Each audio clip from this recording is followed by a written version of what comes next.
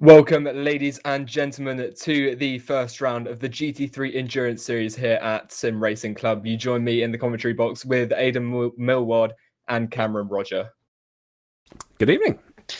Yeah, hello guys. New season, new challenge, and I'm looking forward to this one. Obviously, different format from last year, so we don't really know what's going to happen. Yeah, we'll have to see as it goes. We've got quite an interesting qualifying session there. The different gaps between the drivers, and we've got 38 cars racing tonight. So we'll see how many finish and where they finish. Yeah, 3 hours of racing. The information just there at the bottom right-hand corner of the screen. Round 1 of 8, 3 hours in length. Only GT3s involved in this series as opposed to the previous VLMC series where we had LMP3s and GT3s. Weather is set to real-world weather, so if it's raining at Silverstone, as it probably was this morning with the wind and the rain, but the weather's looking pretty much clear for the whole race with rain coming later tonight. And obviously we're here at Silverstone, the home of British motorsport, one of the, well, at least I think anyway, one of the best tracks in the world. And it's going to be interesting to watch these cars go flying through the super high-speed corners that are taken flat in anything north of a GT3 like your LMPs and your F1 cars.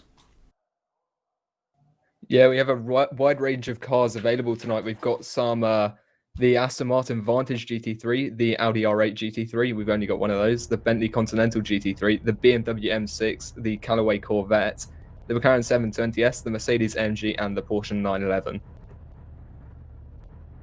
Quite a few teams as well, with a few more drivers than that, obviously. So we've got a pretty long race, and we'll see how it goes. You can just see how the course of the season is going to play out at the bottom of the screen there.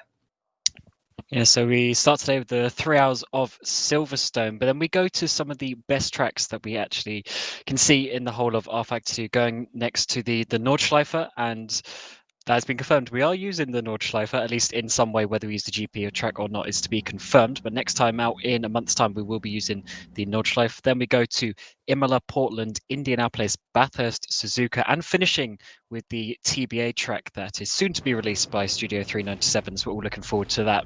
Having a little bit of a different format, a little bit of a different calendar, and certainly some of the best tracks that we have available in rFactor 2. And which one are you looking forward to the most?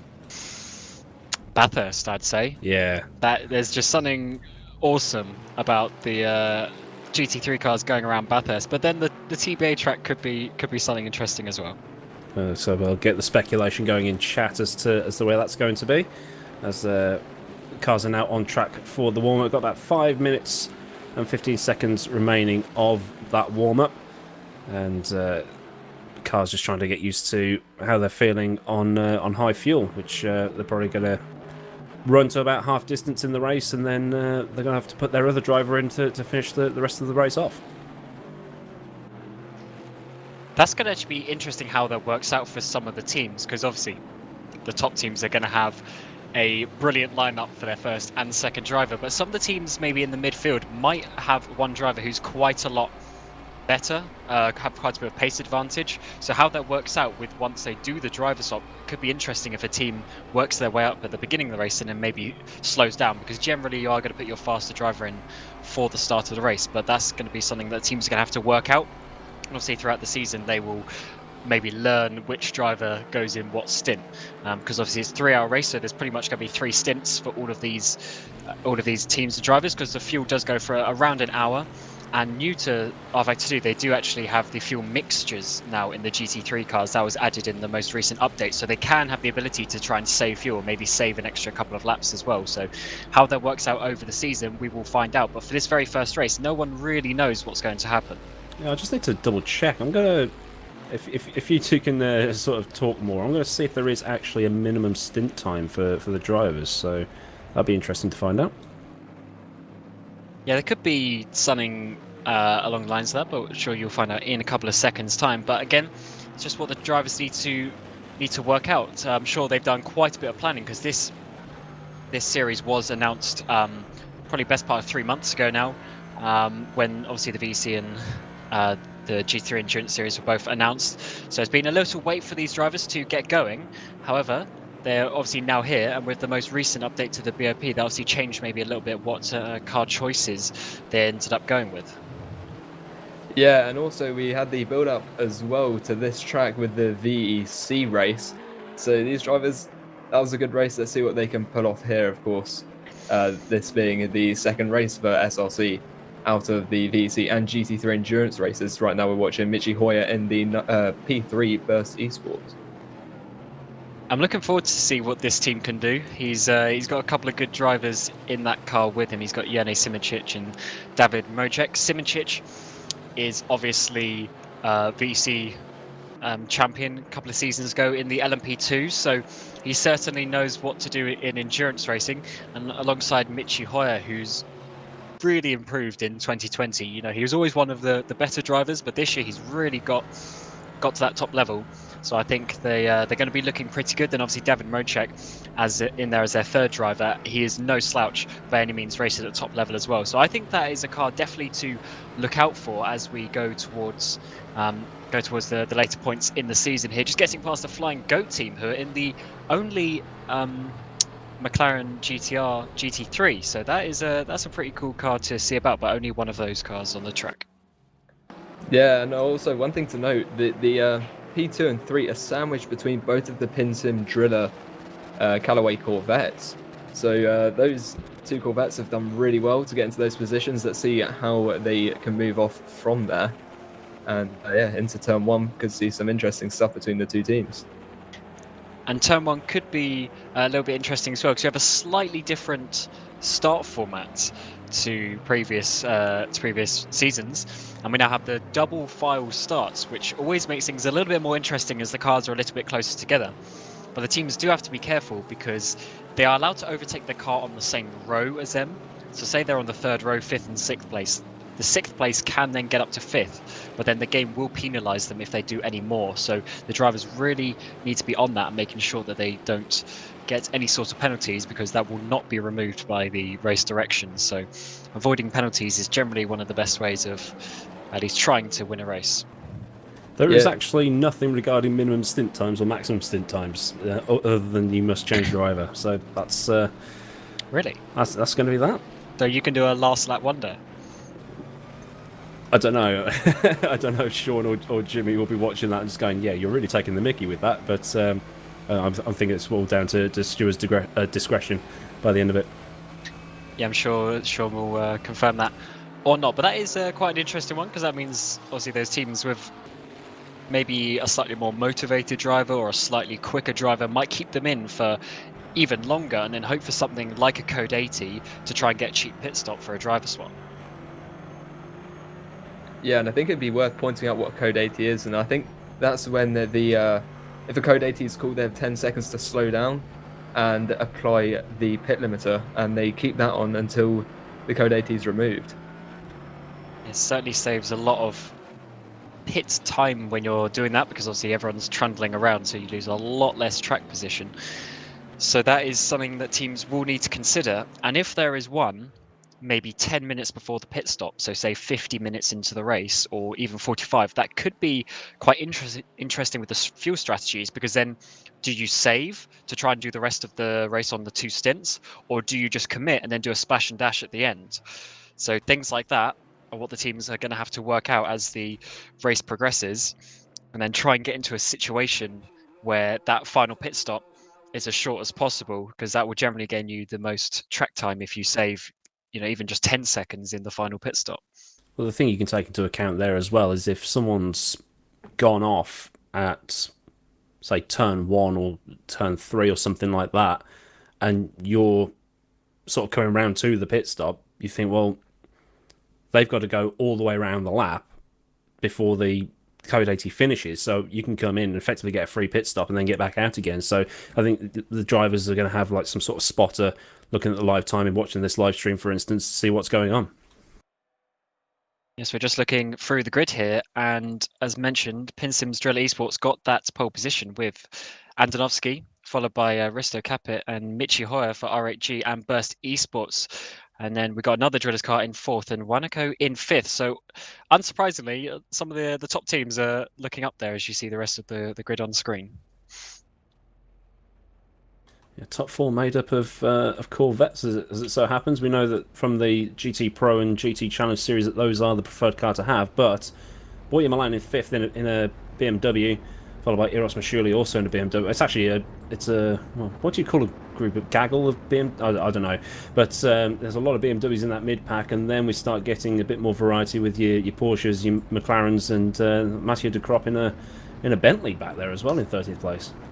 And the old Bentley for that as well, because obviously the new Bentley got released, but that doesn't mean the old Bentley is unavailable. You can still choose the older style, and that is what they've got as well. So quite an interesting situation for that. But as expected, the Corvettes are at the front. But the Corvettes aren't necessarily the quickest. Obviously, it's hard to say in the GT Pro series because pretty much everyone took the Corvette. However, here we've got so many other cars. Obviously, we've got BMWs just behind them, got some McLarens involved as well. So we're going to see over the 3-hour race distance what actually is the quicker car. Because obviously, in a sprint race format like GT Pro, you don't necessarily get a clear indication, but here we certainly will.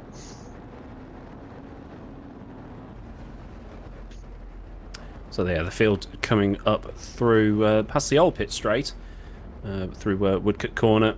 Are they going to take out those Barlards early?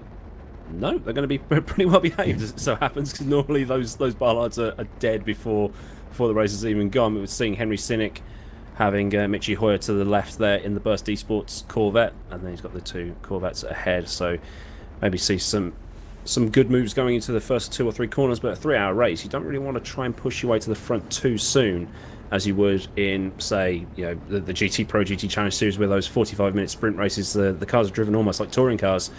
Then Pedro Delgado there, as they come through Copse Corner. And we probably should mention that there is a lot of tarmac at the exit of Copse Corner, also on the exit of Stowe, both quite high-speed corners.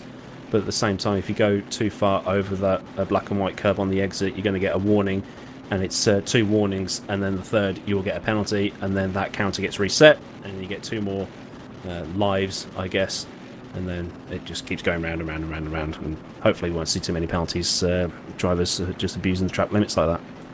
But from experience, that's very easy to do on Silverstone. So only having 2 cuts, effectively, because obviously the third one gets you the penalty. So you only have 2 chances, really, over the course of 3 hours. It is going to be quite difficult for some of these drivers to avoid a drive-through penalty. And obviously, if they do an insane cut, it might give them a stop-go straight away as well. So they've got to be careful with that.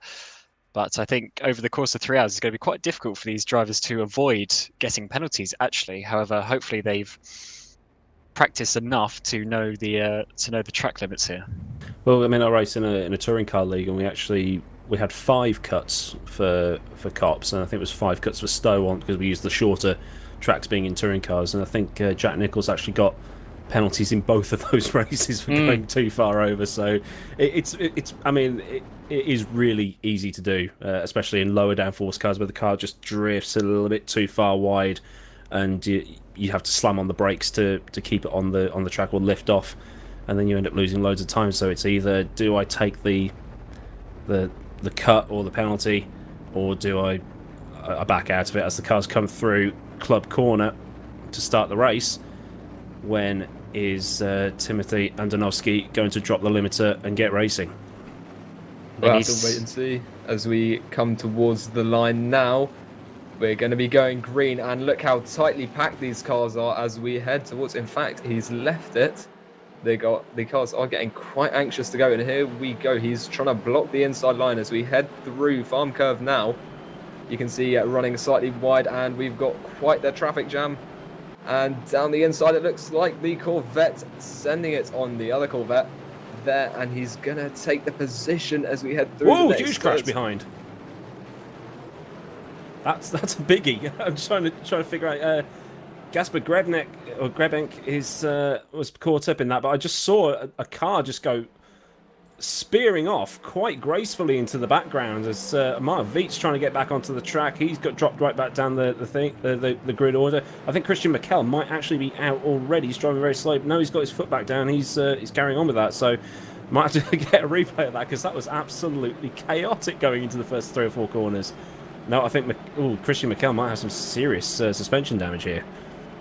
There's been quite a bit of changes at the front as well. Risto Cap has been pushed down to 4th place. Henry Sineca's got up into 3rd, so he's managed to get a place up there in the 2nd Driller's car. But Michi has also made his way up into 2nd place, so it's looking pretty good for them. But Antonovsky out the front for Drillers in the 78 Drillers. He has got a little gap for himself, so that is looking really good for him as the driver's now coming to a code 80, it looks like.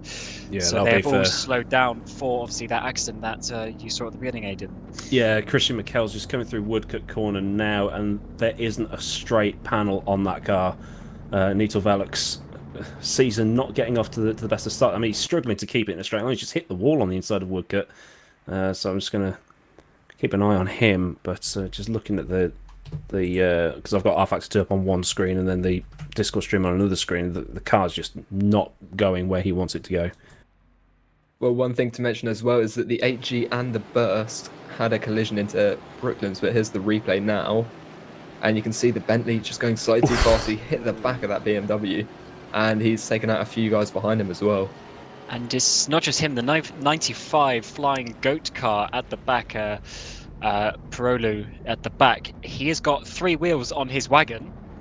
So he is trying to get back to the pit lane. I believe the wheel is able to be fixed and the suspension fixed there, but that's going to be a little while obviously for him to get back because he's only coming out of Cops Corner now as we see another replay. We got Costa hit in 28th, unfortunately avoiding that, but yeah, the Bentley there got involved, lost a wheel as well, although that might have been the actually the Mercedes there losing the wheel. But then we've also got some cars off at turn 3 as well, so unfortunately plenty of accidents happening there in this first sector as the Speedy Mike car gets hit as well, so not necessarily the best way that some of these drivers would have wanted to start the season. And then another Bentley goes spinning there coming through Aintree, so lots of little accidents here on this first lap.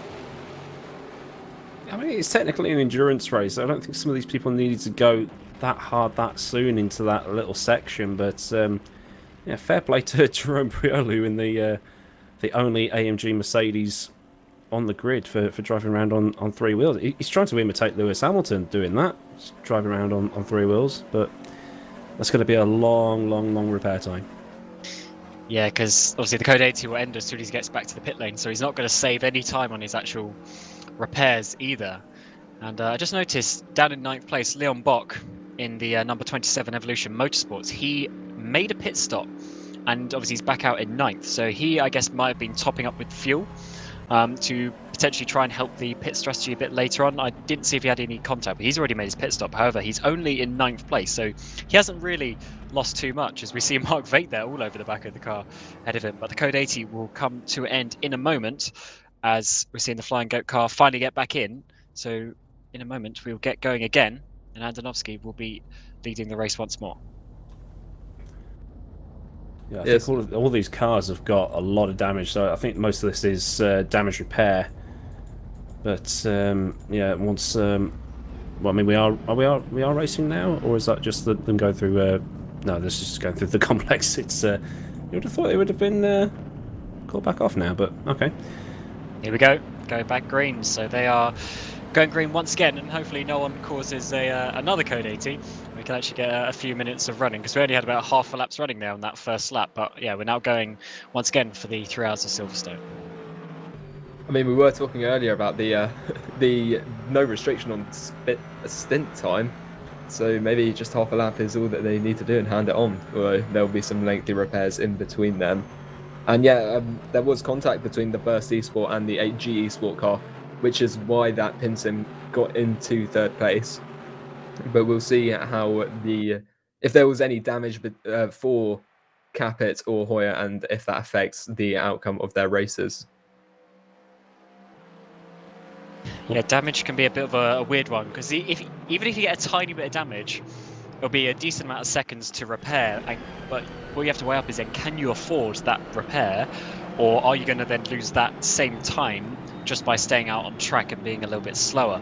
So having a tiny bit of damage can actually be a little bit awkward sometimes, because you have to make the decision if you carry on or not. Obviously, if you've got heavy damage, you just have to pit anyway. But yeah, a little bit of contact can actually be quite annoying for some drivers, but it does seem that the top 3 are starting to get away a little bit, with Capit just dropping off.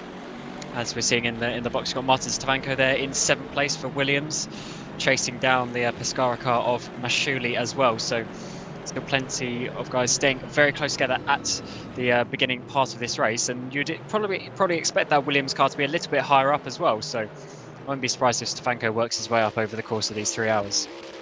Yeah, there's a lot of talent in that Williams team at the minute. Most of there's quite a few heavy hitters in that team in GT Pro as well as the VEC. But seeing a Williams that far up, it's quite alien at the minute. But I think that was Matt Stefanko trying to put a move on Erasmus Schürrle into Brooklands and Luffield, but keeping on to it as we see Henry Sinek following Hoyer and Andonovski past the old start-finish line up towards Copse. Just pop it onto that little bit of curb to get the angle through. Nicely through there, so no worries about track limits at this moment in time. I'll keep checking on that as well because I can see it on the on my timing screen here who's got cuts and who hasn't. And that's one of the main corners for cuts is Copse, because you want to take all the speed that you can, because you carry it all the way down here through these S's section, Maggots, Beckett's Chapel, and then obviously out onto the back straight. So any advantage you can get is very helpful indeed. And Stefanko is very close under the rear wing, and he's getting this slipstream, but he might have to do this under the brakes, but he's getting very close. So can he send it down the inside, or is he going to have to go around the outside, which is even harder, because then you're going to be pushed out onto the exit curb on the very exit, but he's gone a little bit wide, and I think Eros might be able to just hold on to this, which he can. So Martin's going to have to try once again under the brakes, but Schürrle's doing really good to defend here. Stefanko going left, right and centre, but he can't get through just yet. Yeah, and that's Stowe corner, so that's another one where you can easily pick up a track cut. So that's, I mean, you can pick up track cuts virtually anywhere on the straight. The outside of that corner they've just gone through onto the start-finish straight, and also if you get sort of boffed off onto the inside of Chapel, that's another place where you can pick one up. So you just got to be super, super careful around here. And just a thing there in Sector 3, I think the HM Engineering car had a bit of a problem because it's all the way down to 28th now. It dropped quite a few positions there. Not quite sure what happened. We might see a replay of that. But yeah, this battle here is really close. And there's a close battle emerging just behind as well between P9 and P8. Yeah, Michi Hoyer's trying to have a go at Andonovski as well, as we see Pedro Delgado into Stowe. Oh, on his own. Oh, that's good thing for gravel traps. But yeah, that's cost a lot of track position. Fortunately, they've still got 2 hours and 50 minutes to try and regain those positions. But here is Stefanko right behind Schürrle now as we head along the straight. I'm not sure if he's going to be able to make a move here. It's a bit of a fast corner to have that kind of risk. But on the exit, has he got a better exit? I can't quite tell. I think they're roughly evenly matched for now. There's 0.4 of a second between them, so they're still really close. But this is the battle for the lead now. Michi's very close, but as we know, overtaking GT cars is all about the momentum. You've really got to carry it through that S's section, because the slipstream isn't huge until you get quite close. But Michi's certainly getting very close here for Burst Esport. Number 49 car might have to do it under the brakes here. Obviously, these cars have ABS, so he's going to send it down the inside really hard on the brakes, but actually he's just going to slightly back out of that one to try and work his way up for another round of this lap. However, they've only just completing lap 4, so still plenty of time for him. But I'm actually quite interested to see what these Drillers guys can do, because they've obviously got 2 good cars here, and they can possibly somewhat work together to try and maybe hold up Michi in a way that they can get these cars in a 1-2 position in the near future. Yeah, well, Michi's going to be slightly concerned right now because he's in a pin sim sandwich, and there's yellows in Sector 3. But you can see there's still a bit of a gap, 0.6 of a second. Sinek's quite close behind though, so as we head towards Brooklands, obviously no move can be made just yet, but that gap is going to be changing throughout the course of this race, and it might get bigger, it might get smaller. We'll just have to wait and see. There's a replay of Stefanko up the inside of Stowe. Pretty standard move. But does Erasmus Schürrle? No, he doesn't. That's a pretty decent move from Stefanko. He's up into 6th position there. Looks like that's probably the better overtaking opportunity on this track, is that slipstream up there into Stowe corner. As Stefanko obviously almost did it the lap previous, but that time managed to get up the inside, which is obviously what you want. As we've now seen Delgado, he's got back up a couple of places. He was down into 28th, and now he's just got past Jean-Paul Vanel for Grand Effect as well, who's lost a bit of time there on the apex. So Delgado working his way back up after that little spin, which seemed to be just on his own into Stowe Corner a couple of laps ago. And one of the drivers who sort of had a bit of a problem in the opening few corners, Yuji Effie Keskan, has actually rejoined the race. He's 3 laps down and hasn't actually registered completing a lap just yet, so he's got a lot to do, but you know, he could make up some positions if others fall off around him. That's really the point as well. Now that it's gone to a 3-hour race. Obviously last year the VLMC was 2 hours and didn't have to drive stop and that sort of thing, but here with it being a bit longer, that you have even more potential to make mistakes, or maybe in traffic when blue flags come about, that could be quite an important factor in this race, and how that works its way out is really avoiding those issues and avoiding those mistakes. This is the battle we could see earlier just behind the Williams car and the Pescara. This is Luigi Russo for Go Team Racing ahead of Leon Bock for Evolution Motorsports, currently holding at P7, or rather P8, sorry. And along the straight, that gap getting quite close. You can see the BMW in the background right up to the rear diffuser. However, still not close enough to make that move.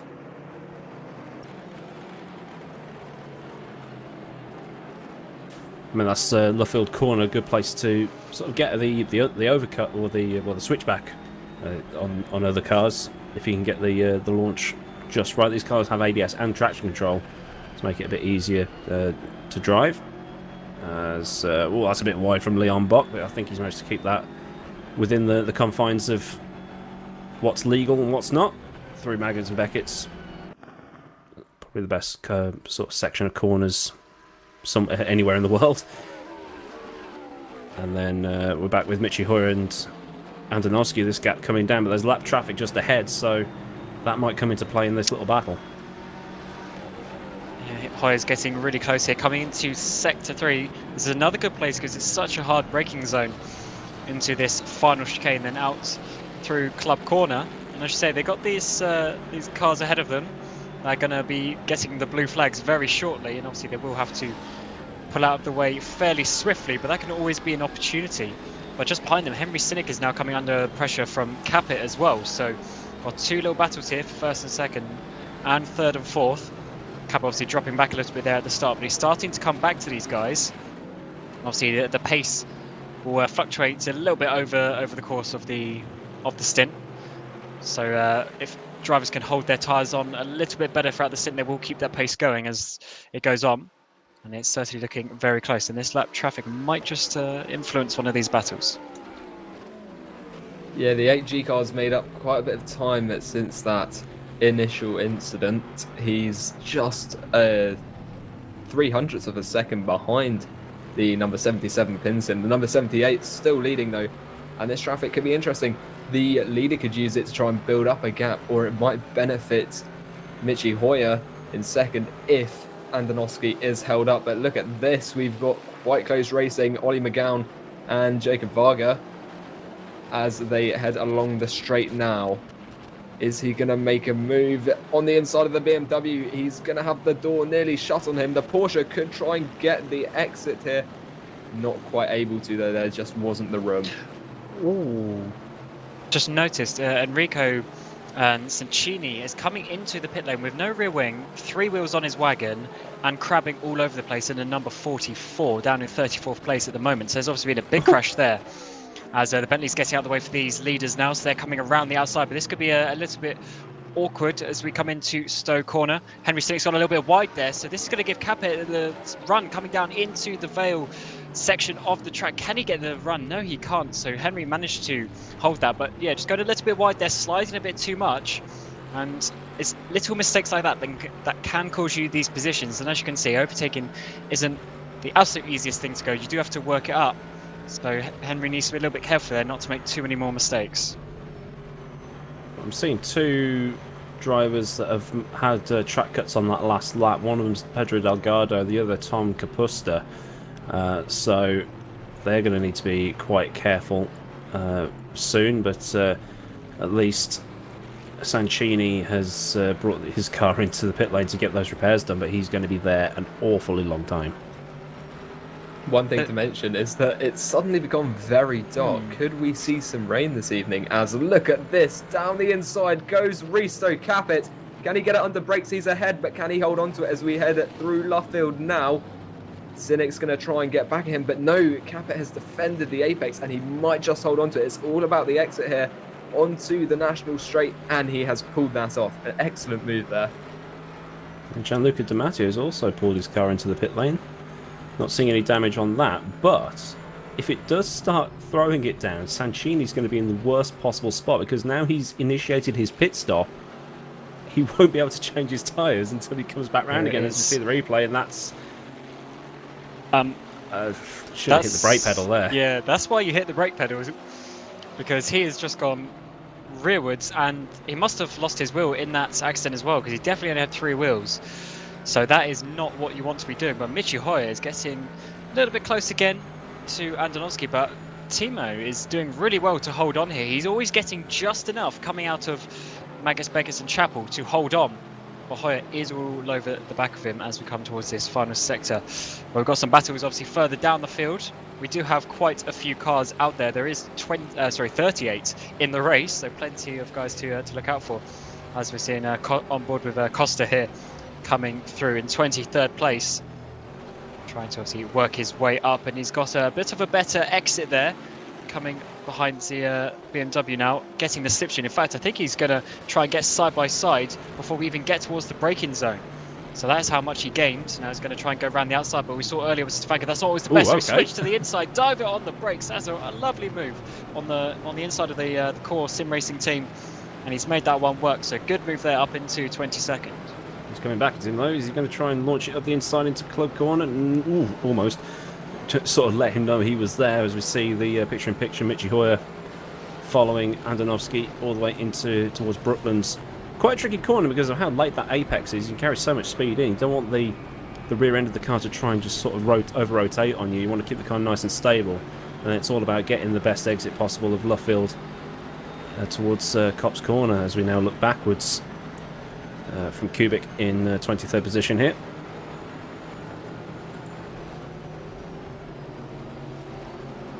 We had that Bentley he's still very close behind here.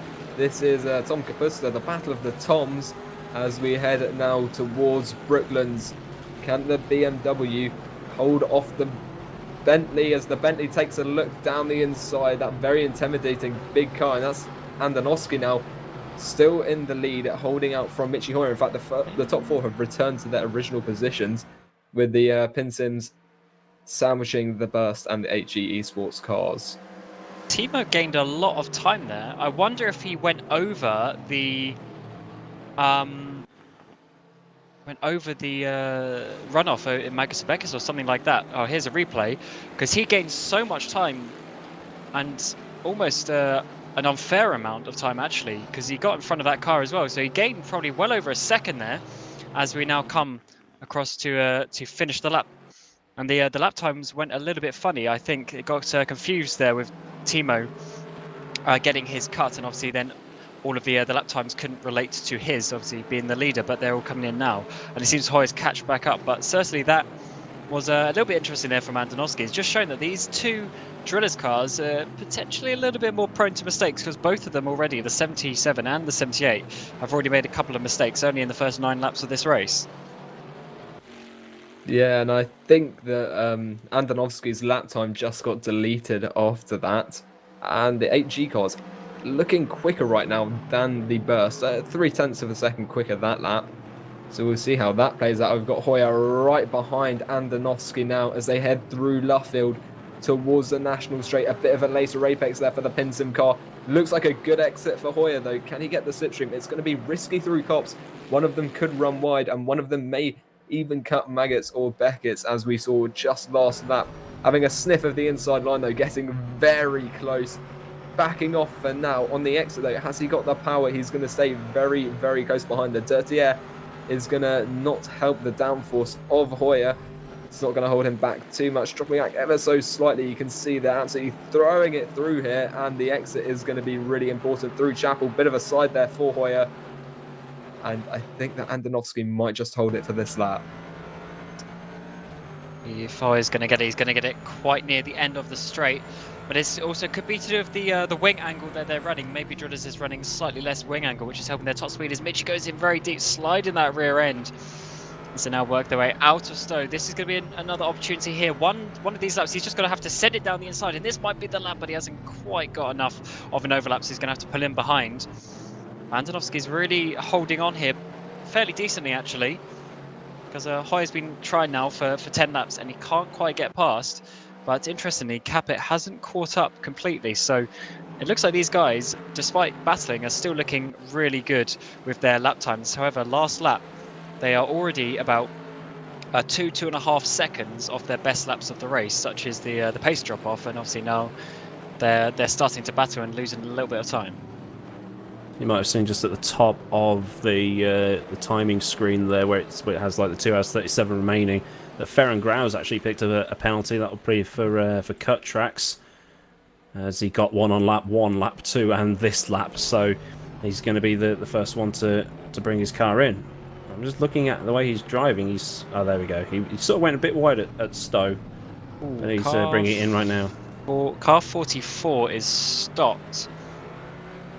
I'm trying to see which car that is. That's the Absolute Motorsport of Sancini. Oh, yeah, Sancini. Yeah, he's in the old pit lane, and he's just stopped there. So I don't think that'll be a code 80 or anything, unless he tries to reverse out of there. But yeah, he's actually DNF now. It's an accident, so... Yeah, he must have had some damage. But yeah, he was pulled into the wrong pit lane, and there's actually a gate that stops you from going in there, as Hoyer's got the lead. Where has he done that? He literally just on my screen, he literally just jumped there. I wonder if Andonovski had a freeze or something like that, because Hoyer's now got the lead of this race, and Andonovski's behind. And I do believe there may have been a little freeze there, because he literally just jumped out of nowhere. Half a second between them as well. You couldn't have got that much of a gap on him already. Yeah, just coming up to Maggots, all of a sudden they just changed on the timing screen. So I wonder if anything happened there to Timo, any sort of little jump, little freeze of the game. Yeah, it did. Oh, okay. Time warp. It lost him a decent amount of time, about a second or so with that one. So he's now dropped down to second place. Mitchell Hoyer, after all of that, has been gifted. After all his attempts, he's been gifted that first place, and he's now got to see if he can run away with it, because he clearly had a lot of pace sitting there behind Timo, but now he's got to try and use that. Well, he's already pulling away. He's got 6/10 on Andonovski already. That lag spike not included. But Risto Capet's probably about another second behind these two. So it's going to be, can Risto Capet get himself into a higher podium position, given the way that we've seen Andonovski already have a couple of moments. One of them being pretty big at Chapel, but his tyres already starting to go away from him. Someone we haven't mentioned really this race is Borja Milan in 5th place. He's now all over the back of Henry Sinnick for Wanako in the number 3 car, coming out of Woodcote now. So he's just slowly caught up. He's got Martin Stefanko a couple of seconds behind him, but he's just sat there quietly in 5th place, and he's slowly working his way up towards his top 4, as Henry Sinnick has dropped off by 3 seconds now to Risto Capet, so he can't keep the pace. Well, we're keeping an eye on this battle for the low 20s positions. We've got Kubik, obviously, just behind Costa, as Costa got him a few laps ago, but this looks like a really good battle as well. And do remember that the points go really far down in this series, so there's still all to play for, even in the lower down positions. Yeah, I mean, you can see just how close these guys are. They're battling all the way up to, it looks like, hold on a second. It looks like 19th position. They're held by the core team, by Radek Sik. He's holding that 19th position ahead of these other guys. Will it stay that way, though? You can see just how close they are. It's a really big train there. And look at this. Milan and Sinnick. And I think, yep, Milan's just taken the position of Cynic in his BMW there.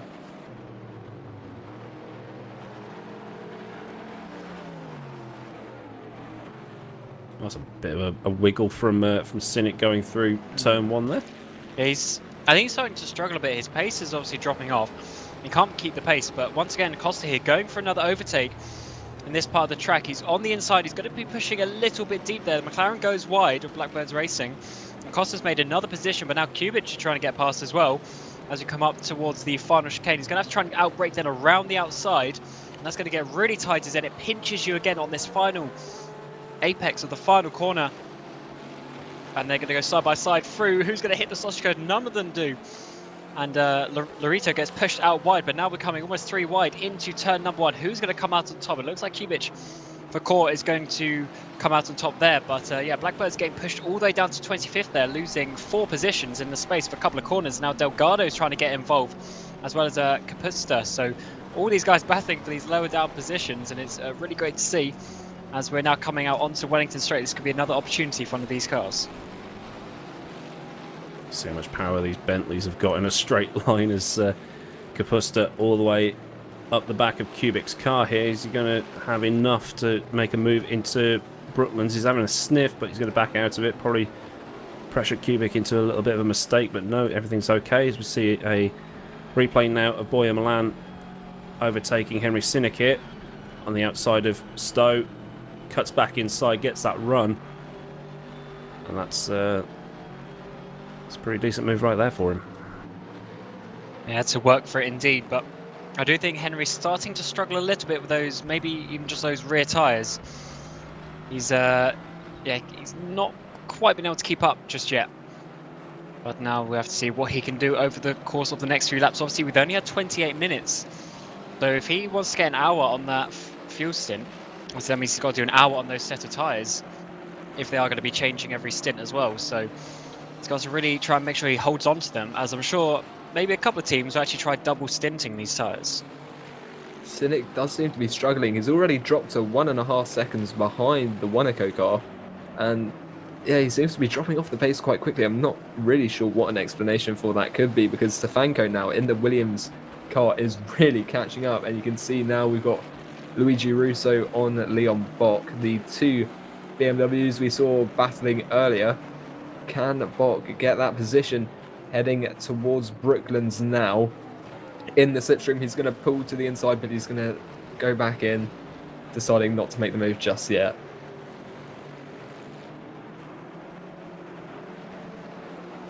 It's going to be interesting for him for the next couple of positions as well, because they'll all be BMWs ahead of him. But someone who's not a BMW is Volante Racing. Got Bart Slobodzian in the car at the moment, and he's trying to use his Aston Martin to get past. Obviously, it's not the most popular car by any means anymore. It was a couple of BOPs ago, but now he's going to try and get past Arroyo as he comes up to Copse Corner. But this is not a place where you want to overtake. You see, he just backs off a little bit to make sure he doesn't get too close, doesn't go too wide in Copse Corner, but is now going to have to try and get this momentum through these terrifyingly fast corners to try and get himself there in a position where he can get that slipstream and see if that Aston's got anything with the horsepower coming up, although he's actually dropped off quite a bit there, lost a bit too much time coming through those corners, and it doesn't look like it'll be an opportunity just yet, but an opportunity might come for Capit, as he's now right on the back of Drillers. Yeah, the Drillers car seem to be losing something now, whereas Burst and the Roman Grosjean Esports car behind Fristo Capit. You'd probably put some good money on him being able to get past either on this lap or the next one. See what kind of exit he gets out of the farm section here. Seems to be okay, and now it's down the Wellington Straight. Probably get some slipstream, but in turn Antonovsky's getting some off the back of Hoyer.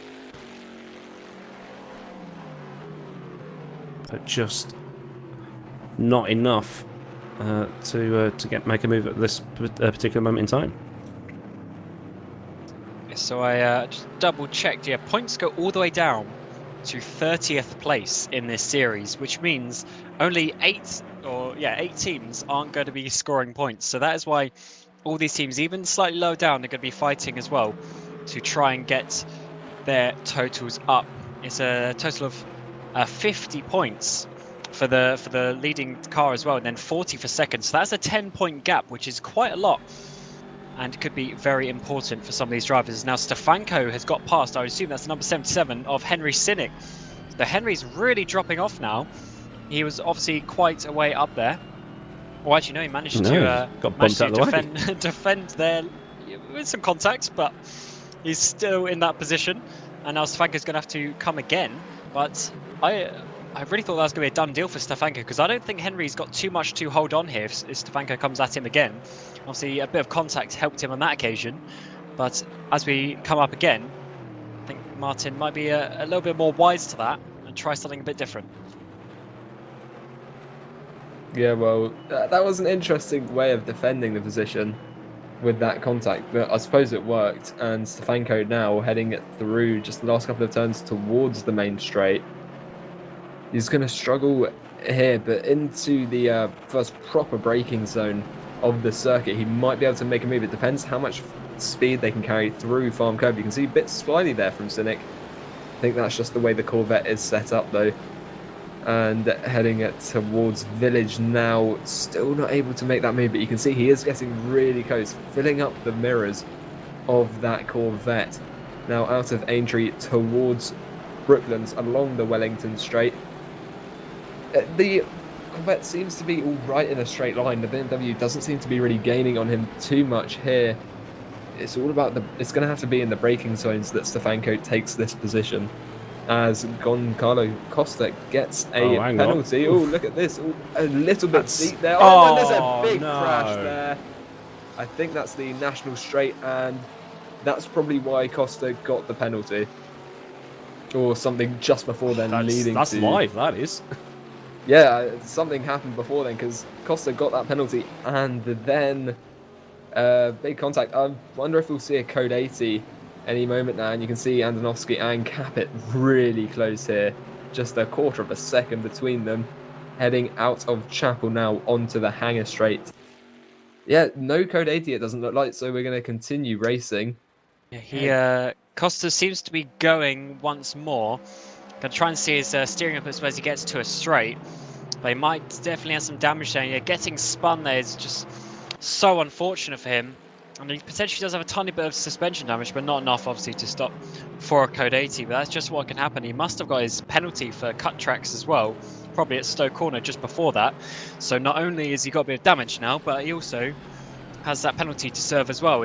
All sorts was going on here, because the Speedy Mike Porsche was going really wide, and then Costa tried to get up the inside, got sort of pushed out a little bit. So Cubic goes up the inside, and then about 5 contacts later, and then obviously I think that's the HM engineering car was getting involved as well, so all sorts going there in the final sector.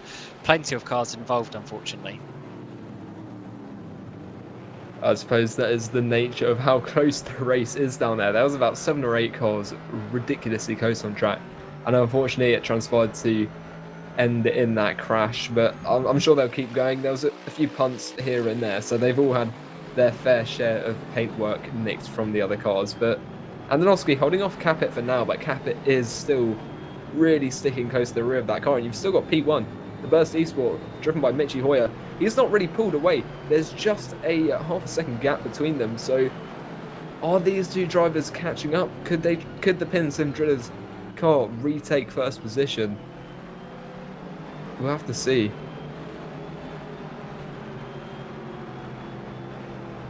As they head through the straight now, and you can see Capit, he might have to try and make a move into Stowe after the Hangar Straight, because you can see, yeah, these guys slightly sliding on the rear, but they're going to continue out of Chapel now, getting right up on the edge of those track limits. The slipstream you can see in the bottom with that gap closing down, so decent exit for Capit. He's going to have a look under brakes of the inside. He's not going to be able to stick it there, though.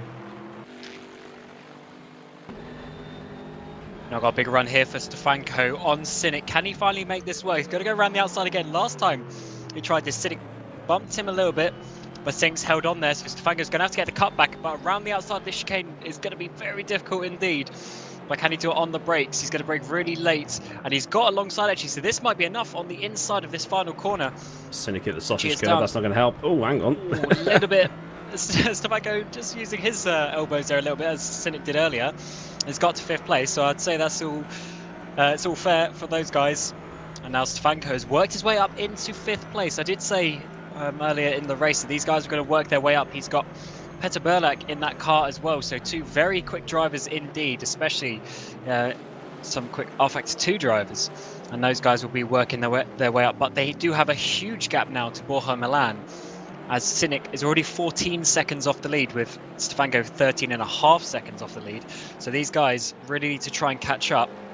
They don't want to drop away too much, but that just shows how much Cynic has dropped off, because he was right behind Risto Capit, who's only 1 second off the lead. Yeah, this track got a bit of an upgrade in the summer, and they added those sort of like white sawtooth curves on the exits of some of the corners. And if you get on those, particularly on the exit of the final corner, they really do sort of just suck you off to the side, and it can really slow you down. So that's something you really don't want to happen, especially if you're on the outside of Club and Vale. Especially with the harshness of the penalty system here, if you get sucked off the track by those curbs, that could contribute to your build-up of your 2 warnings and then that penalty. And those penalties, if you get too many of them at the end of a 3-hour race, remember, so we've still got a long way to go. We were just over a 1/6 of the way through, but those penalties could add up and really be the deciding factor in this race. And they stay for the car, not the driver. So when they driver swap, if your first driver already has 2 cuts, then once you swap driver, that means your new driver's got to get in, and they can't do a single cut without getting a penalty. So certainly quite difficult for these teams, but obviously that is why they come racing, to show their talents and try and avoid getting those cuts in the course of the 3 hours. Mark Veit now coming on the back of Provost for undercover, is going down the inside here. Another one of the colourways, and that is the newer Bentley on the outside, but that is too far. And undercover there, dropped down to 17th place. So Mark Veit taking Scuderia Basilia up into 16th place there, and doing a decent job in the middle part of the points.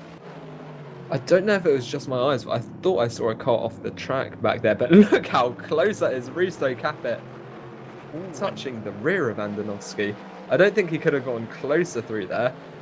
Don't want to damage the front end of your car, because that front end downforce is going to be really important. But here's a replay, and yeah, I thought I saw him go up. Yeah, that's very interesting.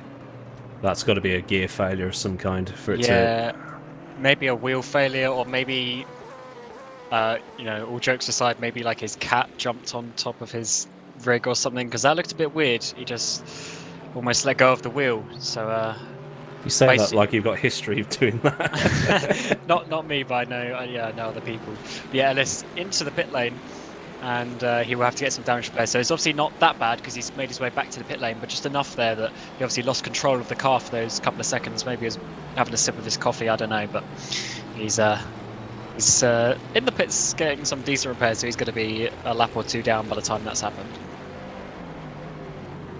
Yeah, I was wondering why there was a Bentley just off to one side while we saw that battle. But yeah, Andonovski is still holding off Capit for now, but Capit, he's clearly got the pace to keep up. He just needs to get the opportunity to take that second place. And you can see this is helping Hoyer just build up a gap again. That's over a second now. However, this gap is just 3/10 as they head through towards Village now. Capit, he might try and leave it until Brooklands, because he's really close right now. It all depends on the exit, and he's going to send it down the inside. And if he pulls that off as they head onto the straight, they're still really close. Andonovski still could try and get that slipstream and retake that position, because look how close they are. Just under 1/10 of a second now. It's going to be Capit taking a defensive inside line. Andonovski squeezing him all the way over. Oh, what? Capit pulling it to the right, I think. I would call that a racing incident. I don't think Capit realised that he was being squeezed so much, and he just tried to pull over slightly too early. Well, I'll probably get a replay of that one. Yeah, Because a lot happened in a couple of seconds for us to really make a decision. That's a really awkward one when obviously the front and rear of a car touch. Generally, one of them will end up spinning, and that is very unfortunate indeed. And obviously they're right on the limit of the car there, getting towards that part of the track. So yeah, probably need to see a replay of that. But that is not ideal for Capit, but I think he actually avoided any sort of major damage because he didn't really hit the wall as such. He sort of more brushed it. So I think he might be okay, but obviously he's now down in 4th place and he's going to have quite a few seconds to catch up just as he comes over the Sector 2 line. Exactly, that is 9.9 seconds off the lead now. So here it is, down the inside. So he's going to come to the right a little bit, and that was Timo, wasn't it? Went slightly to the left, but I would say that's Capit more coming back to the right. Obviously, I don't know what the exact wording of the rules is in that situation, but I'd say that's potentially more on Capit a little bit because he wasn't going in a straight line. But we'll certainly find out because I'm sure the stewards will be having a look at that one either now or post-race. Well, I've got the rules up so I can have a look. Well, that has elevated Milan into a podium position for now, though. So he will be happy with that. He's still got a 3.7 second gap to Antonovsky. And Hoyer, he's benefited massively because that's now a 2-second gap to the Pin Sim car. So it's all quite well and sound up in P1. But here we have Slobodzian, and this is going to be a replay of Antonovsky. And you can see from his onboard, I think Capit just moved over to the right slightly too early. Well, I mean, it says in 5.2.1, passing drivers who move back into the lane of the car being passed before being clear may be subject to penalty. Well, he had a pretty big penalty by being fired off into the ether, but that's more of a chopping rule than anything else. So I think that'll just be thrown out as a racing incident because Capit ended up over the other side of the circuit. Yeah, Timo didn't really lose too much from that. It might have a tiny bit of cosmetic damage, but nothing too bad. So yeah, probably just a racing incident, but Capit definitely trying to push the limits there to get past, and it didn't quite work that time. And he's gifted Borja Milan a podium position. Obviously, there's plenty of time to go in this race, but Borja hasn't had to do too much, and he's already made his way up to 3rd place right now, so that's looking pretty good for him. And now we have the battle for 13th. It looks like we've got Veit on board just behind these other 3 cars, and the BMW ahead with the Muscala car, and Sansano leading in the Porsche, one of the few Porsches. We've only got 3 in the championship. We'll see how this goes, though, as they head through the next few turns.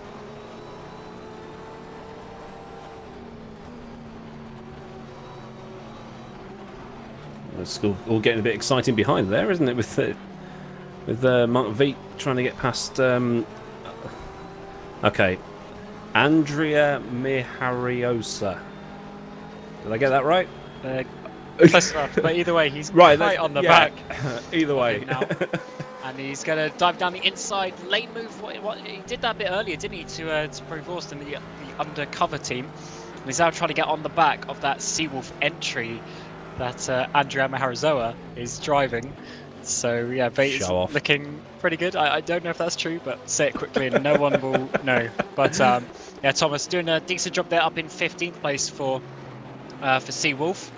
And the number 47. If they do pretty well, they've both got the Scuderia Muscala and the Speedy Mike car just ahead of them. So if they can work this through nicely, they might be able to get even up to 3 positions here. I have to say, Mathieu Decroix absolutely Veit out of nowhere. Sorry, Veit big dive into turn 3. That was out of nowhere. I wasn't expecting that, but he's worked his way up. Sorry there, Hugo. Don't worry. He's trying to move his way up. And just ahead we've got Muscala and Sansano. That is really close. Could we see him move into Brooklands? It's becoming one of the ideal overtaking places on the end of the Wellington straight. Down the inside goes the McLaren on the Porsche. He's going to have to go around the outside for Luffield. The Porsche's gone very deep. This could give Veit the position as well as the McLaren of Muscala. Still around the outside. Can the Speedy Mike car stick it back up. It looks like they're still going to be riding side by side along the national straight. Vate's got an excellent view of this. Could he send it in that middle gap? It'd be very risky to He do. could try, but it won't into end goals. very well for him. And look at that cutback there from Muscala. Running wide goes the Porsche, and Vate's going to get that position. Can he hold on to it? Heading into Maggots, followed by Beckett's. Yes, he has. He's getting really close in his Callaway Corvette. He might even be able to make a move on Muscala at the end of the Hangar Straight. This could be 3 places if Vate can make this work. And we already know he's looking a little bit feisty. And I think the McLaren is not necessarily the best in the straight line anymore. So the Corvette might have an opportunity, but Muscala's holding the inside. So going around the outside, as we've seen so far, is very difficult indeed. So it's all about getting the little cutback, getting the momentum down into the chicane. But Vate is trying to work this up. This could be 3 positions indeed if he goes for a dive into that final chicane, but not quite enough. But either way, 2 overtakes on this lap so far. So Vate is really starting to make these positions up right now. And it's not over just yet.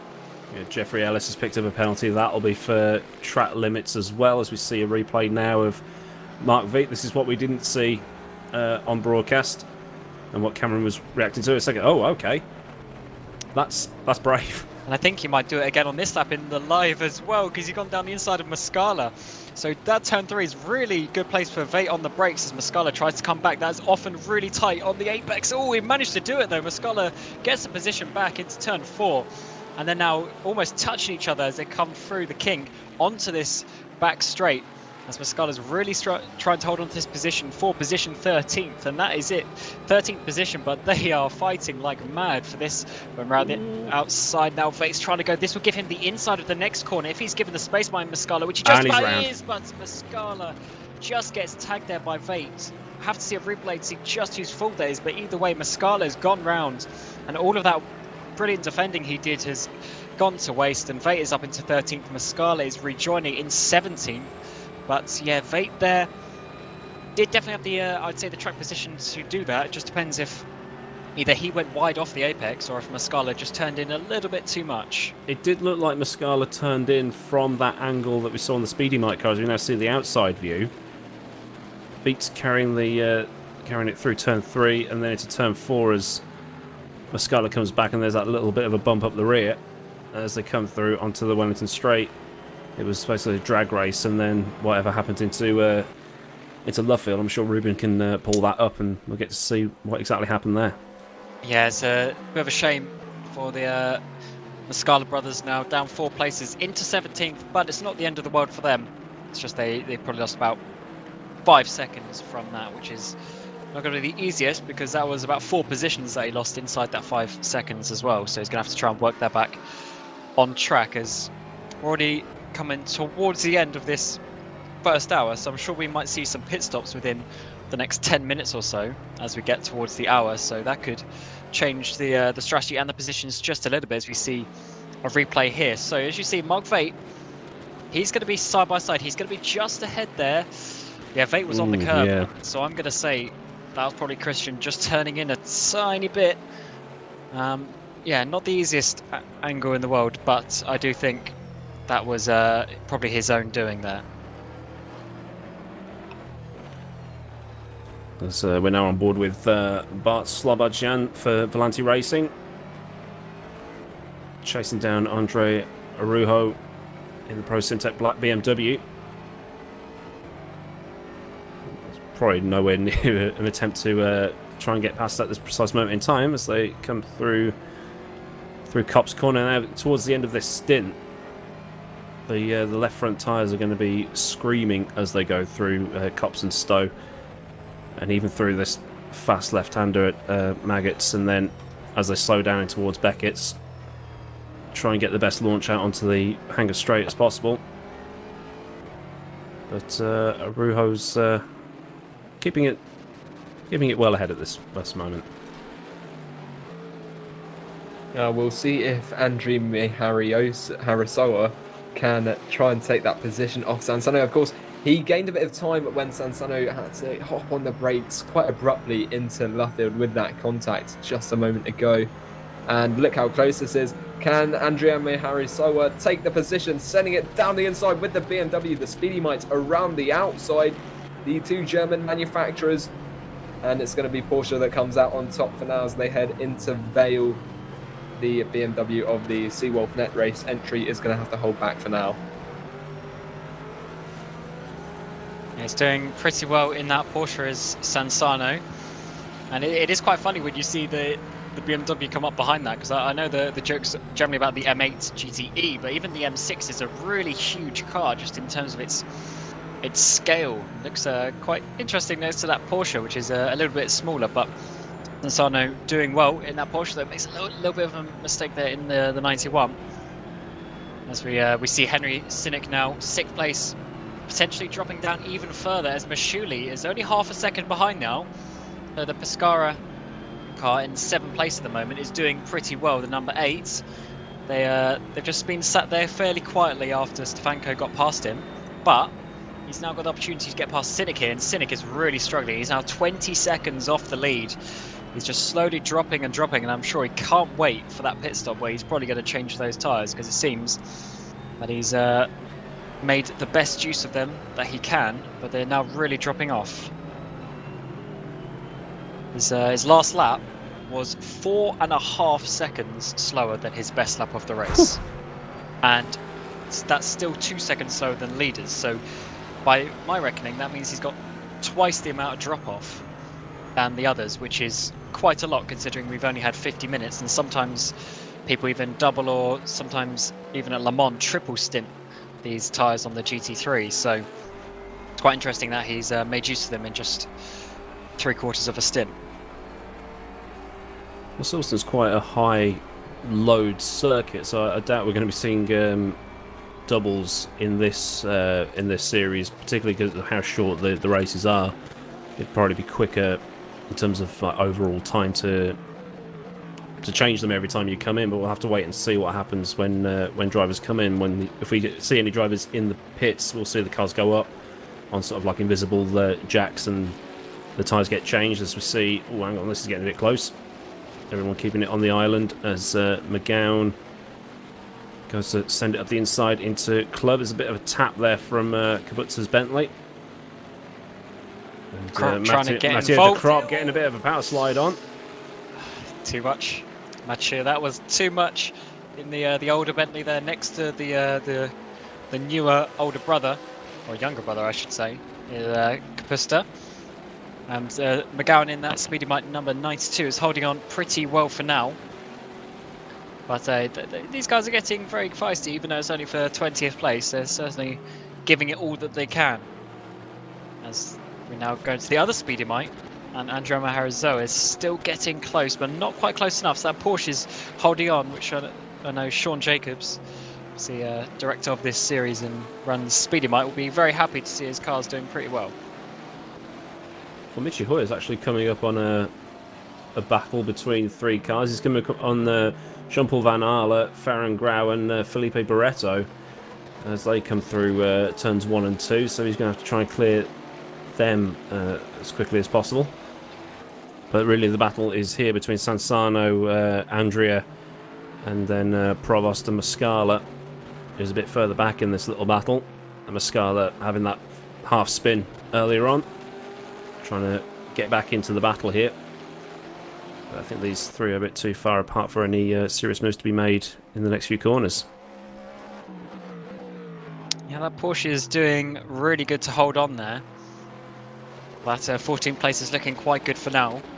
But something that we're going to see over the next few laps is we only have 5 minutes left. So in maybe 1 to 2 laps time, we're going to start seeing some pit stops coming in. And that can give us an opportunity with what is going to happen with the pit stops in which maybe car manufacturers are a little bit better than each other on fuel, as we see here coming through Brooklyn. He's going to get side by side. Matthew de Krop sliding it down the inside there, working his way up into 21st place there. I'm guessing past Capusta there. So really nice move, very opportunistic by de Krop. But McGowan's still holding on there in the number 92. Well, the race leader, Michi Hoyer, has managed to clear the 2 Bentleys that were fighting, but I'm sure on his live stream he's going to be absolutely seething as he was almost bumped straight off at Copse Corner to to get past them, but he's managed to get a little bit more of a buffer to Antonovsky and Milan behind him, as we see. Oh, we're going a bit too deep into Brooklands here, but still keeps it there. Provost keeping...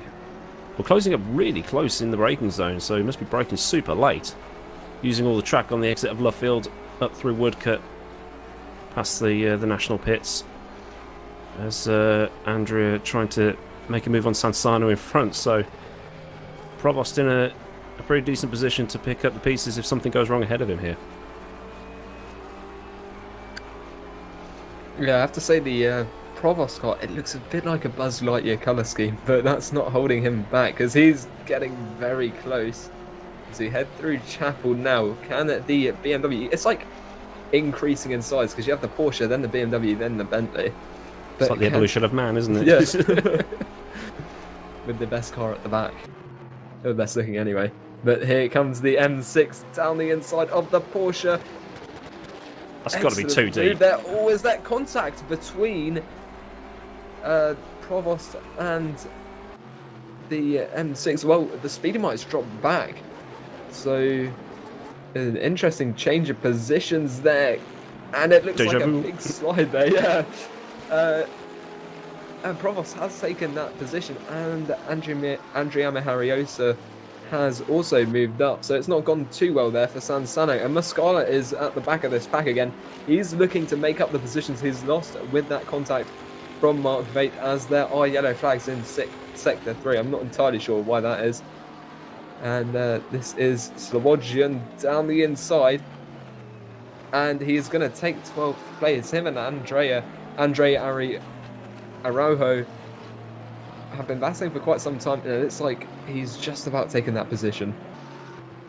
2 places lost there for Sansano, so not ideal for him because he's got Muscala all over the back of him as well. Remember, Muscala spun around a couple laps ago, so he might be thinking he's got something to prove. As all Sansano goes off there, so that's going to be the opportunity Muscala needs to get up there back into 16th place. So 3 places lost for Sansano in the last lap, which is not what he would have wanted considering how well he was doing. So I probably commentator cursed him a little bit a few laps ago when I said he was doing pretty well, but sometimes that's how it goes. So you can see there the 47 dive down the inside, and then the 45 comes past as well. So very opportunistic, as we have the first pitter from the leading cars, Stefanko in the pit lane.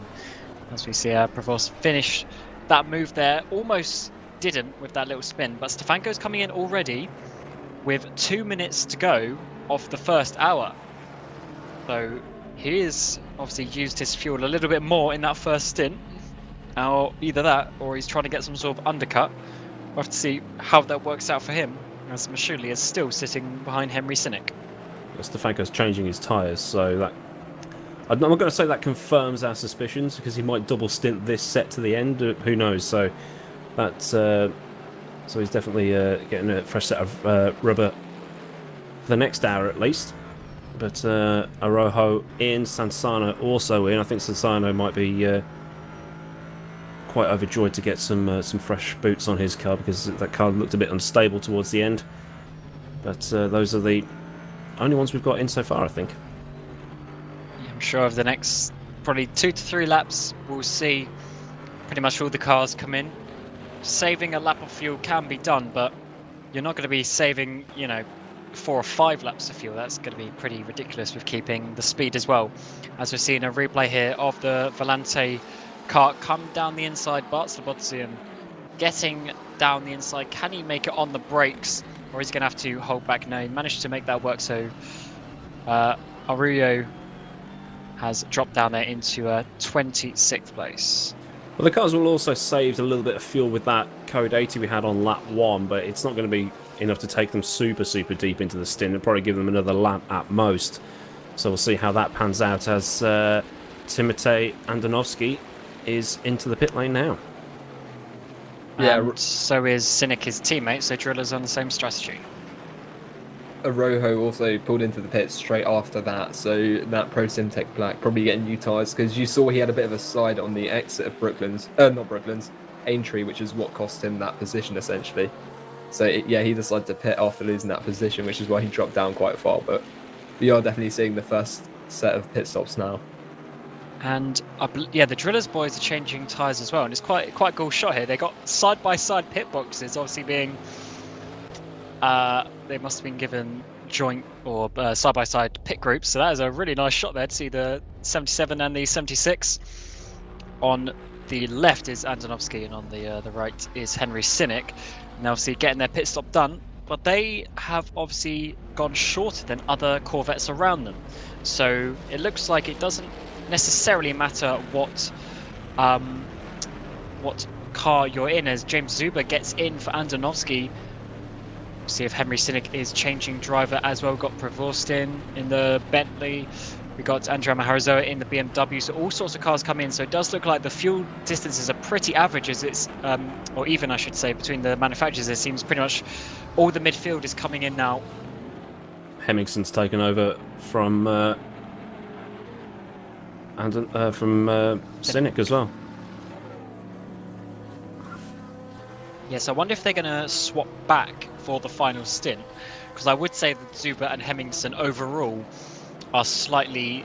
I mean, obviously they're going to prove me wrong this stint, but they're probably slightly slower than their teammates. So I do wonder if they're going to then swap back again for the other stint later on, as we're now seeing Hoyer come in, Milan, and although it's getting so busy here, I wonder if anyone is going to have trouble getting into their pit box, because I believe we have side-by-side pit boxes here in a number of places, so that could get really awkward, as Hoyer is got the Seawolf car in front of him, and now Capit's coming in as well. He's got a clear box, so that's good for him. Now Mashuli and Bock as well, they're all coming in, because obviously, as I said, within reason, you're not going to be saving more than maybe a lap of fuel, maybe 2 laps of fuel compared to other drivers. All the pit stops are going to be roughly at the same time. And this is the race after an hour. We've got Borja Milan leading with 30 laps, followed by Michi Hoyer, Risto Capit, Eris Mashuli in the Pescara, Leon Bock in the Evolution Motorsports, Russo Go Team Racing, Stensnes in the Nito Velox, the Volante being driven by Slobodjan, Mark Veit in the Scuderia Basilea, and Intent is Christian Muscala in the Scuderia Muscala.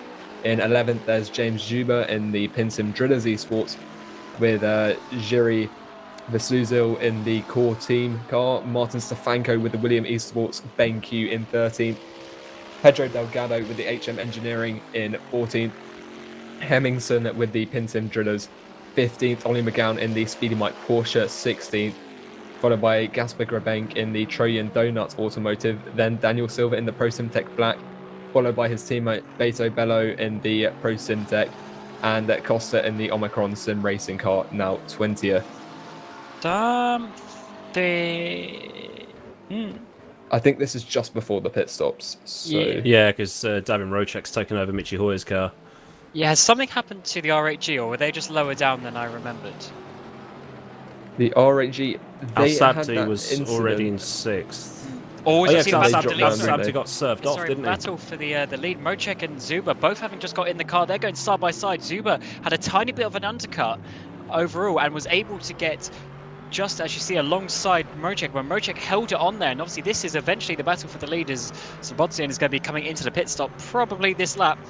But now, once again, they are going side by side up into Copse Corner. This is going to be really difficult around the outside for Zuber, but he's going to try it around the outside. Mocek, I assume, is just going to push him out wide there.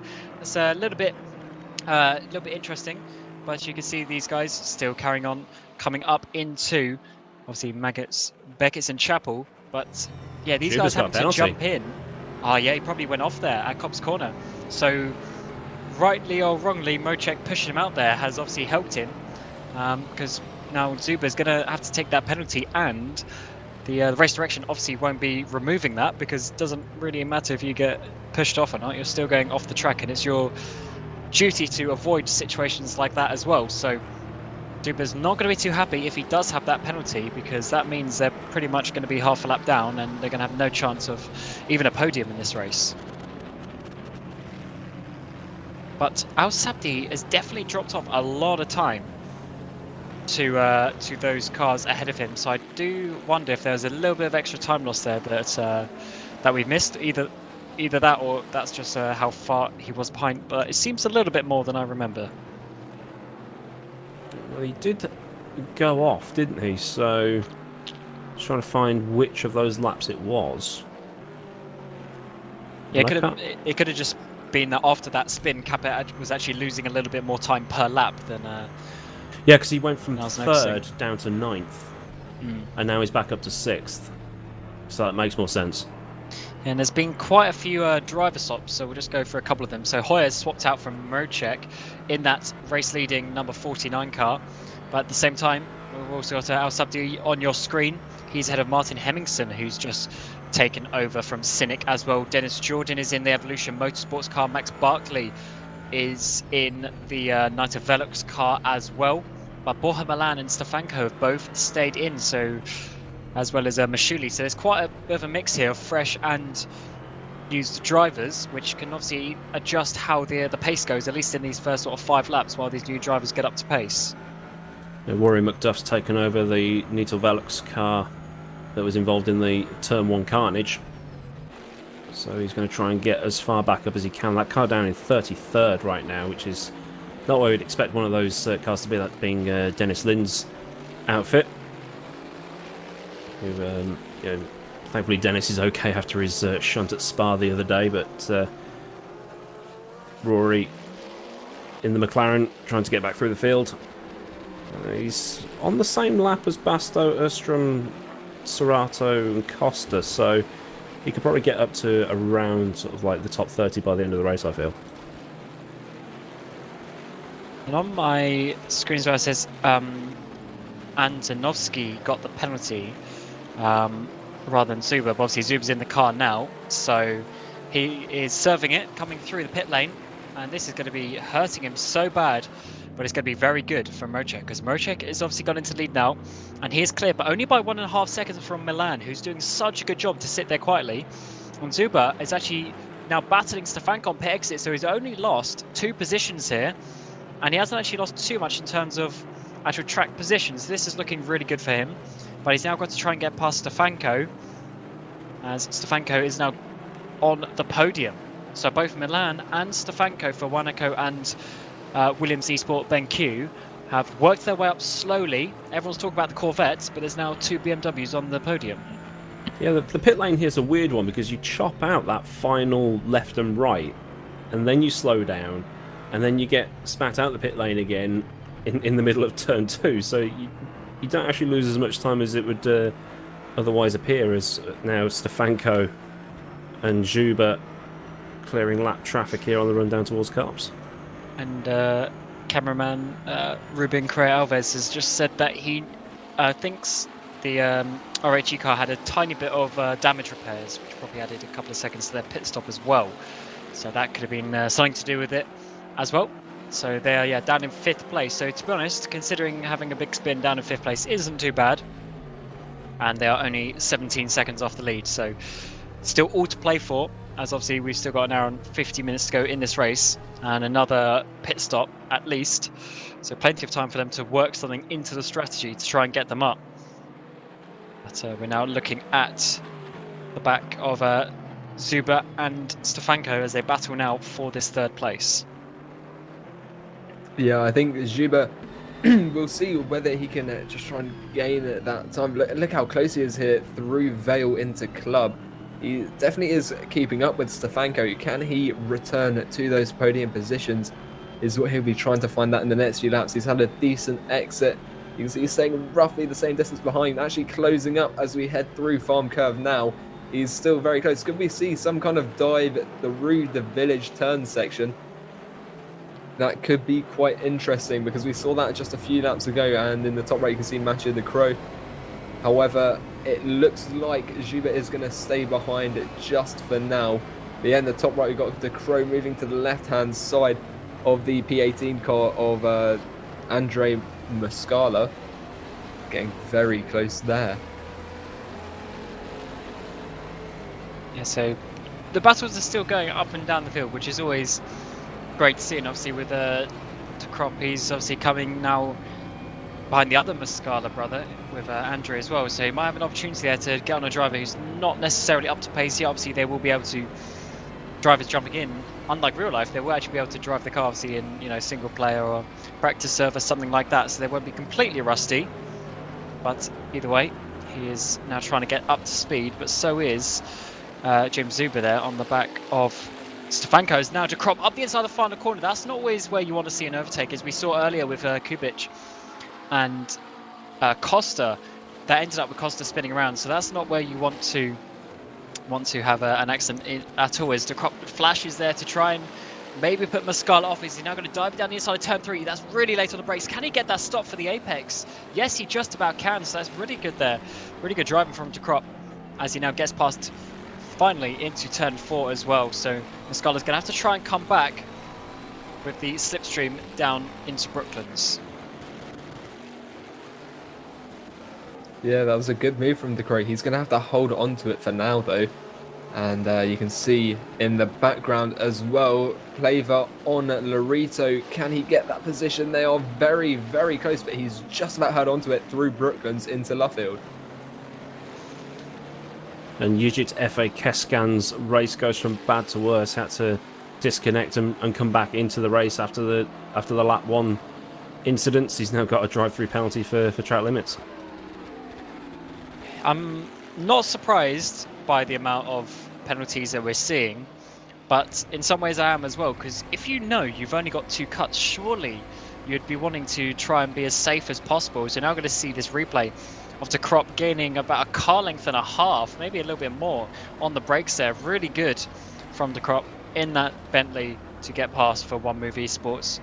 And you see there's a little bit of damage there on the front right of the Scuderia Mascala car as well, actually. So yeah, not totally clean for them this race. Obviously they had that spin earlier with Mark Veit, I think it was. David Nichols there just getting a penalty, but that BMW looked much too heavy to successfully pull off that braking and get it turned in. But of course, the GT3 monsters being what they are, nothing like the real life car, especially with that Bentley. But now we've got Grabenk and Alessandro Silva. Can Grabenk in that Trojan Donut Automotive Porsche, one of the 3 Porsches we have today, hold off Silva in the HM Engineering, having a look down the inside into Club. That was very close. And yeah, I think Silva did the right thing there, just backing off slightly, because that could have been quite the collision.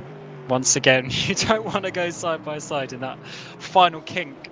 That is, yeah, just an accident waiting to happen, especially with the massive sausage curb on the inside, because what generally happens is the person on the inside gets scared, they do a lot of right hand down to get over the curb, and then obviously they hit the sausage curb and it just pushes them. So fortunately we haven't seen too many people go there, and Silva backed out, which is good to see that people are thinking of self-preservation as well. As we have mentioned, you know, it is a 3-hour race and you need to get to the end. That is the saying. To finish first you have to finish. So that is very true for some of these drivers. Obviously, with it being a 3-hour race, you've got to make sure that in each of those 3 hours you're having a clean stint. You can see here, Zuber is still quite close to Stefanko. He just hasn't found the opportunity to get past. At this point, I think he's just waiting for that BMW to make a mistake, which is looking unlikely at the moment. Whether you never know when that can happen. Yeah, the Pinsim car getting very close. There's yellows in sector 2. Not entirely sure why that is, but on the exit, yeah, Zuber just hasn't got that opportunity that he needs to try and get past the BMW.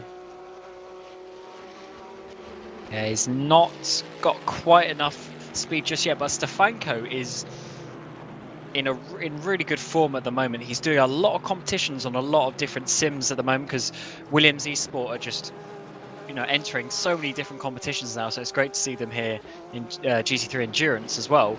But he's driving a lot of things, but he's been at the top level in all of them. He's, to be honest, I would say right now he's probably one of like the top 5 guys at the moment that there is, because he's just been so good across multiple different platforms, still being at the top. So Zuber trying to get past him here on the brakes. It's going to be very difficult for him to complete it, because Stefanko's going to hold it around the outside. But it's certainly been quite a good defense so far from Stefanko, who gets it on the exit as well. So Zuber's going to have to do a really good job to get past a driver such as Stefanko. Obviously, Stefanko's been in that car already for an hour and a bit now, so he knows exactly what's going on. And Zuber still trying to probably get in that rhythm a little bit. Now on board with David Yunt, chasing down Cameron Sansano. Nice and tidy on the exit of Copse. A little bit of battle damage on the front of that Aston Martin. Ooh, a bit tail happy from the Porsche through the first part of Maggots. Tries to get it all settled for Beckett. It's not going to help him and his rear tyres.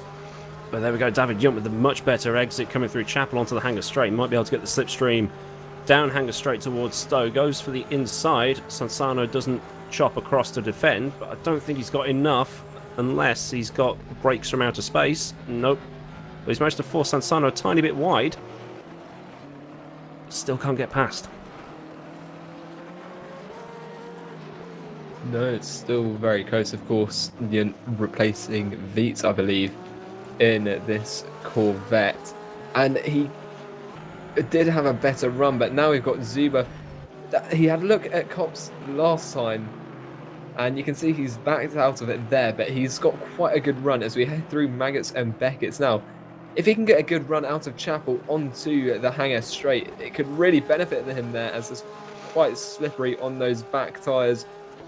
Through Beckett's now towards Chapel. Can he get the exit that he needs to try and make a move into Stowe? It's not looking too bad. That gap is going down as he pulls into the slipstream. You can see in the bottom right, it's absolutely collapsing now. Stefanko looking like he's going to try and stick it around the outside, and Zuber going to hold his position then. Not try and make a move for it just yet. Could we see an attempt into Vale? Is he having a look down the inside? He does have a little sniff, but he's going to back down once again.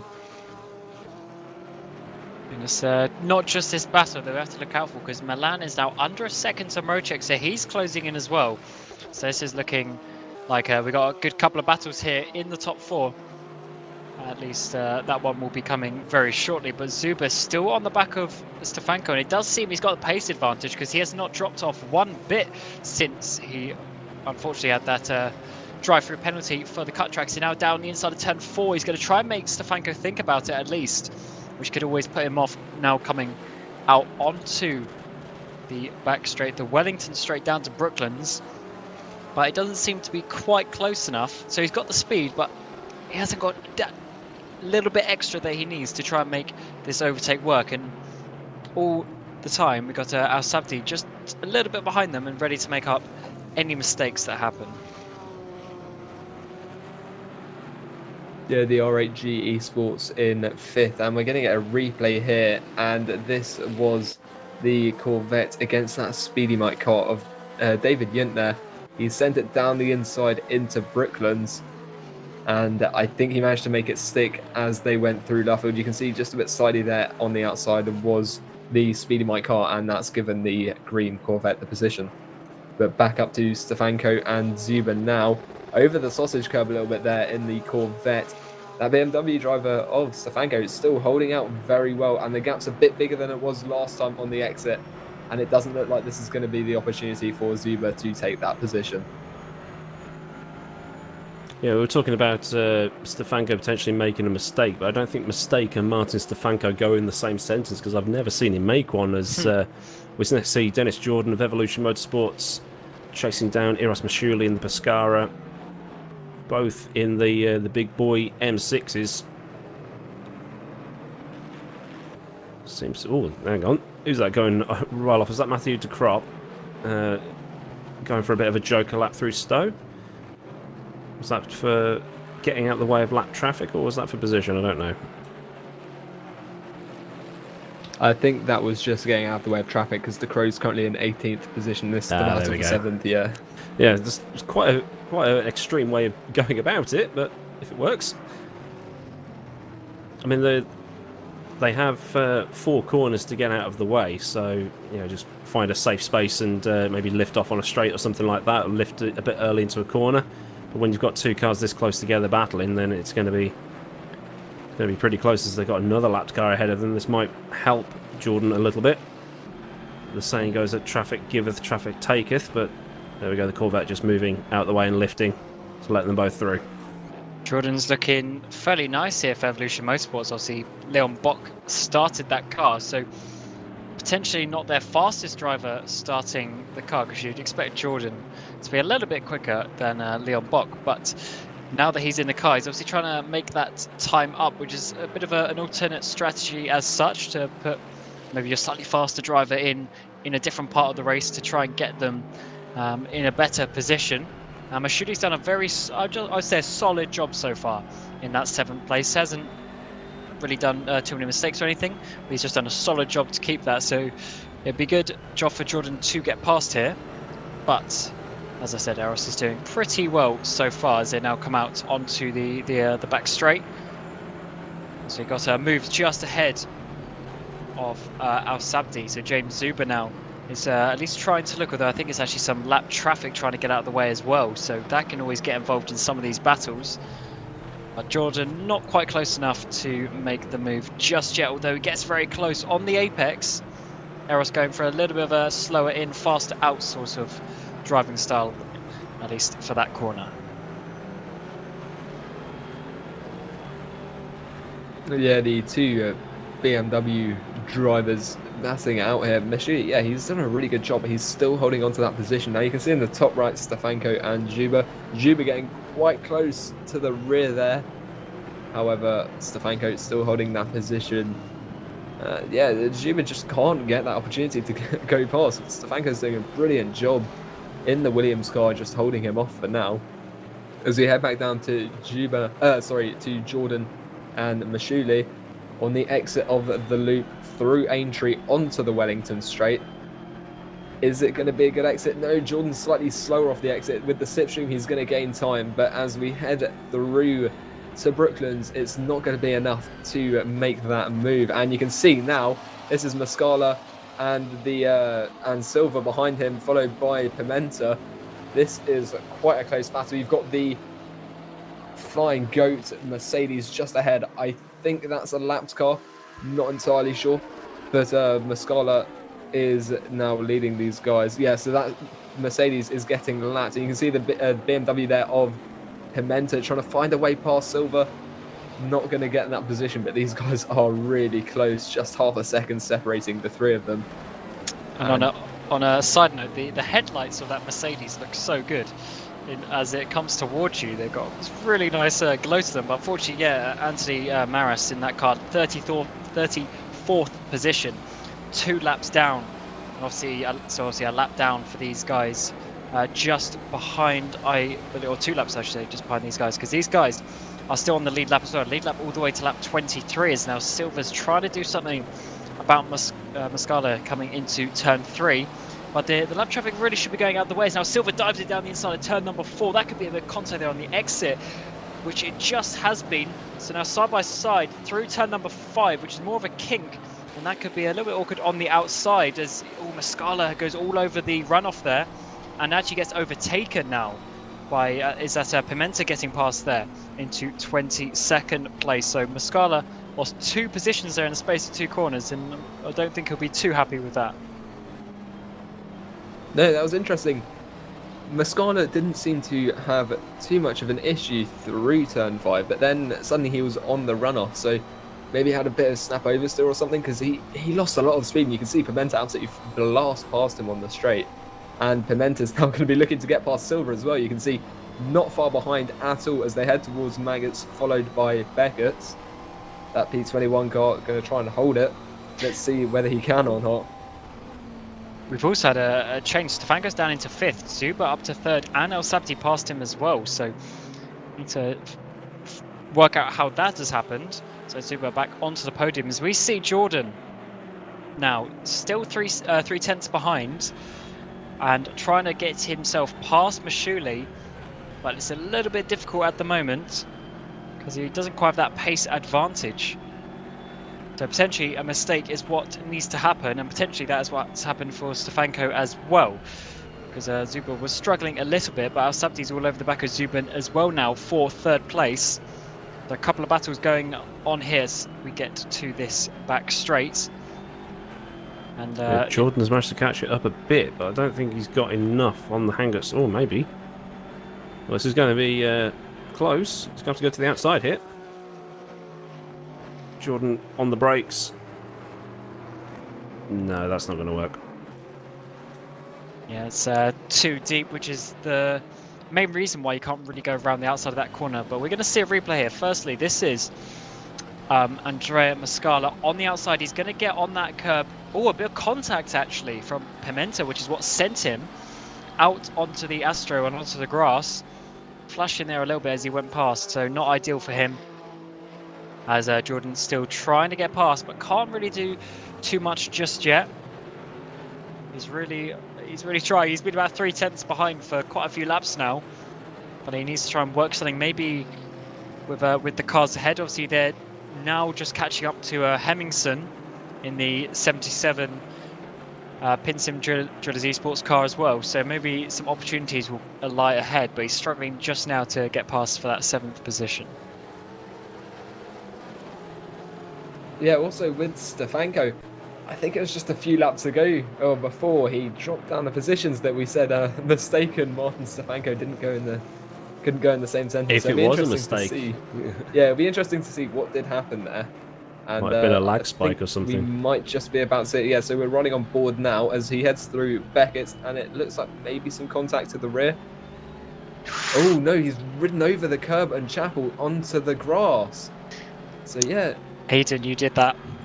You just said Stefanko doesn't make mistakes. I did nothing. And he then goes and makes a mistake. And that has given the opportunity for Al Sabdi now to potentially come back onto the podium as well. Because Zuba, he's all over the back of Zuba now, coming to the hangar straight. But he's now round the outside. We've seen this hasn't really worked. Tiny bit of contact there as you get to the braking zone. He's going to hold it around the outside. He's got a tiny bit ahead, but there's going to be a bit of contact. No, and Zuba's going round. Zuba's going round in number 78.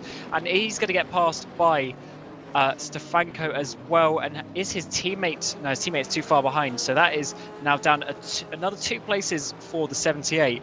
And Drillers really struggling here. They were 1 and 4, they're even 1 and 3 at one point, and now they're 5th and 6th. Zuba's not going to be happy about that because he'd just gotten past Stefanko, and he's back behind him once again. So he's going to have to try and retake that position, but I think he might have slightly overcooked it into Stowe there because it didn't seem to be heavy contact. So I think it might have just been him sending it round by accident. But now we have Jordan and Masculi.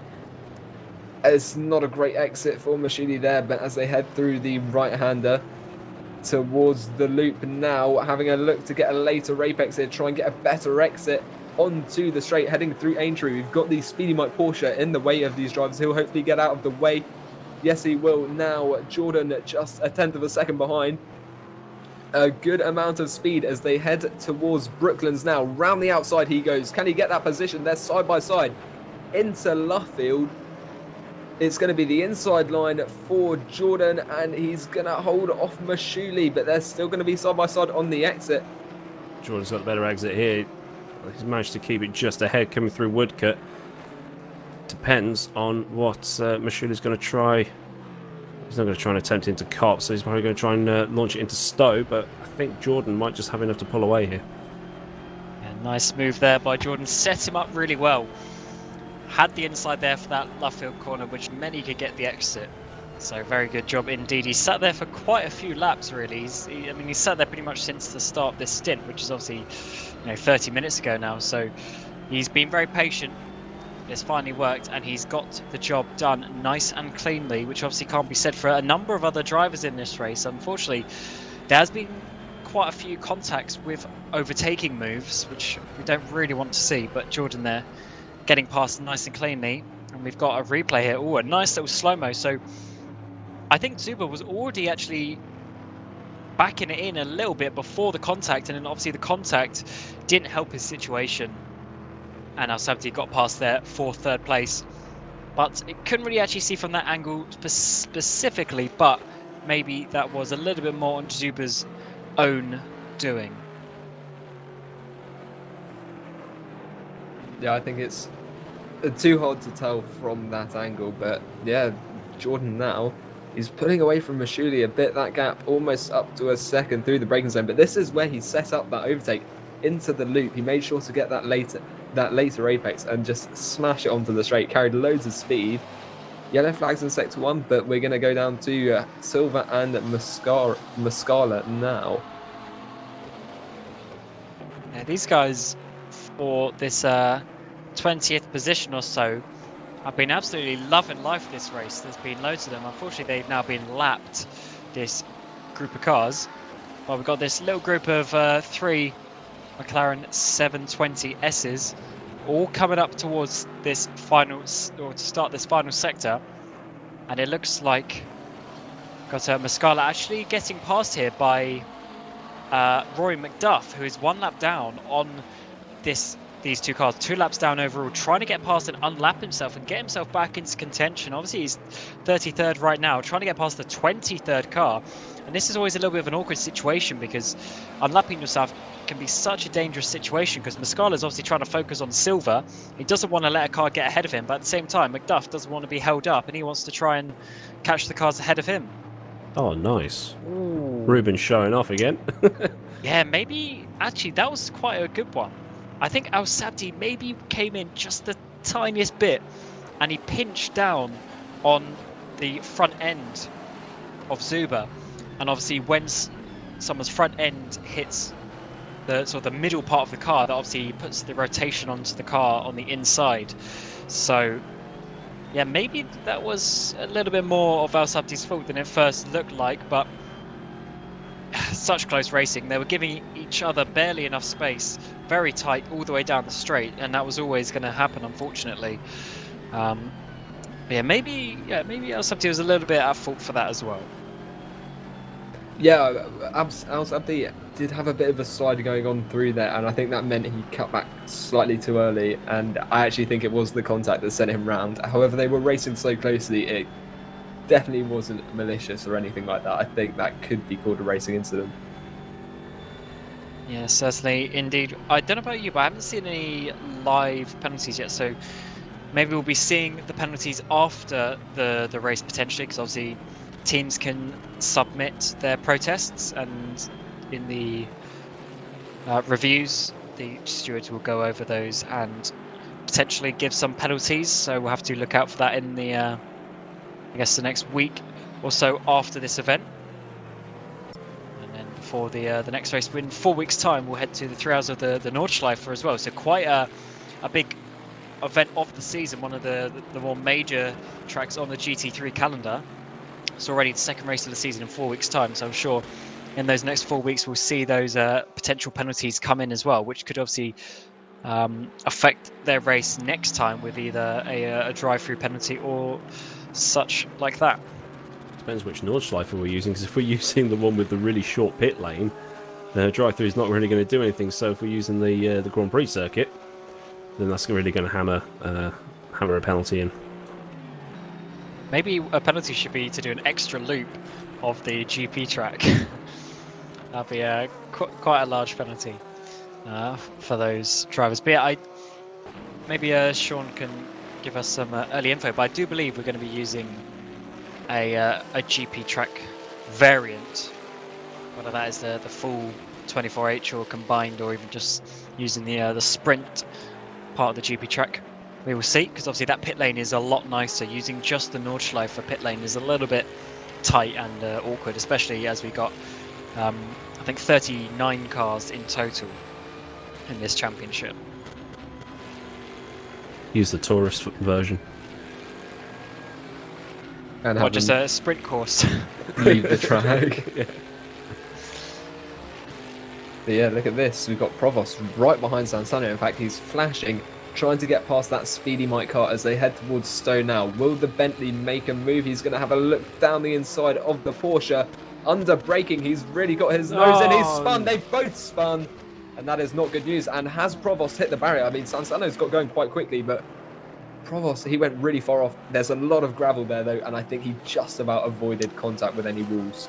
And De Kropp's got past both of them, so that isn't very good. But I'd love to see a replay of that one, because I think that was a mixture of one going too deep and one turning in a little bit, because they both spun, so they were both right on the limit of the cars and right on the limit of the weight transfer as they were making that contact. There wasn't one car that was more stable, obviously.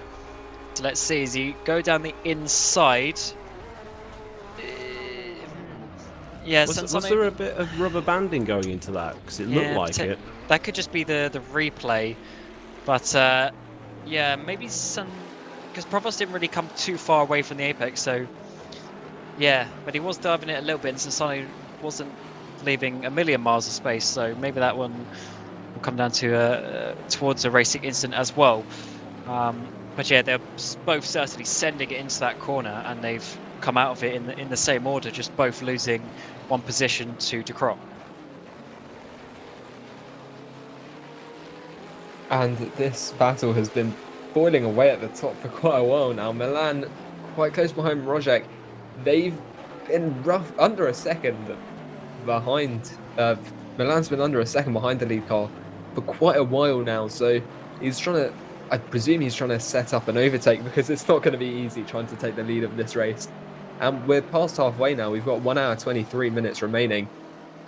So we'll see whether Milan can try and make a move. He's closing up. And through Manx and Beckett's, if he can get the correct exit out of Chapel, he might be able to have a crack at it into Stoke. Hopefully we won't see a repeat of what we just saw last lap between that Speedy Mike car and the Bentley. But here we go then through Maggots, and followed by Beckett.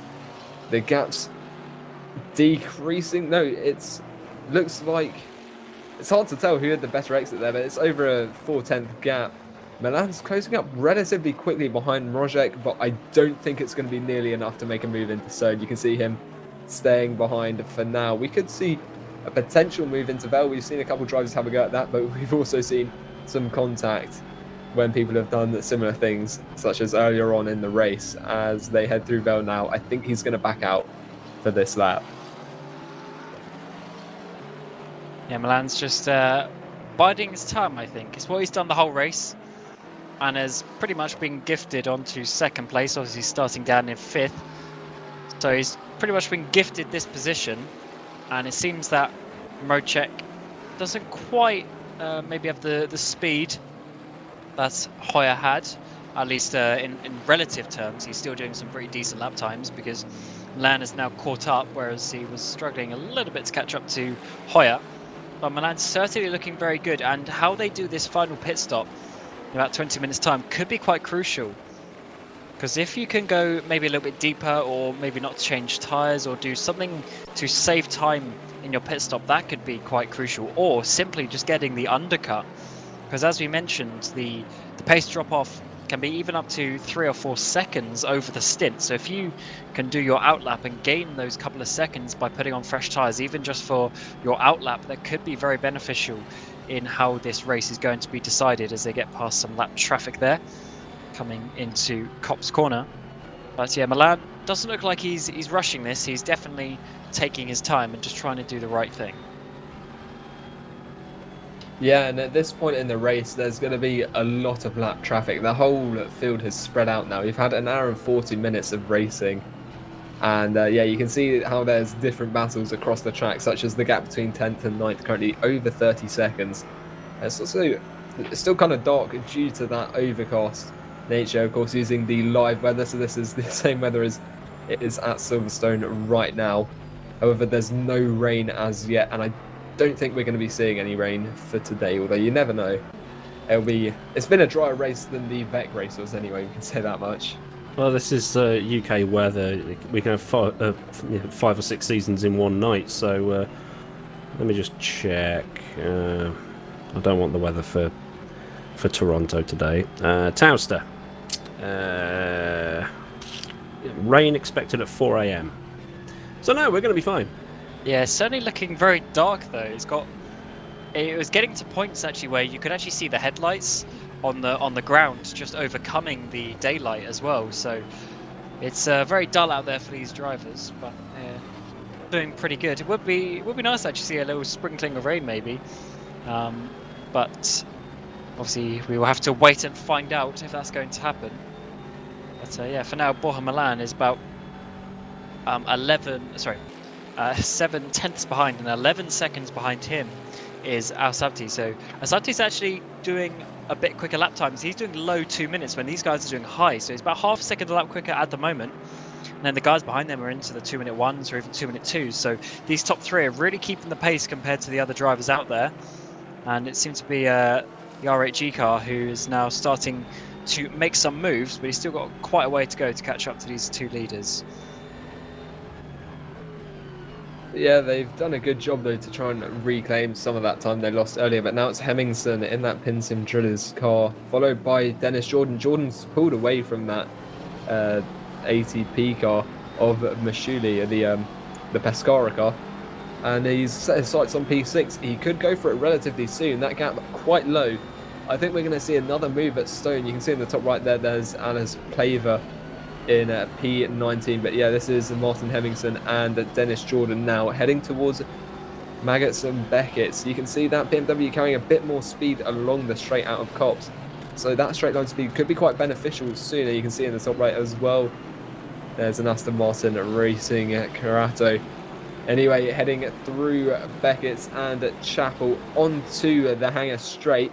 That gap is very close. We could see a move done before we even get to the braking zone or at the braking zone. Jordan moving to the outside of Hemmingson. They're going to be side by side. This is always a little bit risky because it's such a high speed corner. And Hemmingson holding that inside line.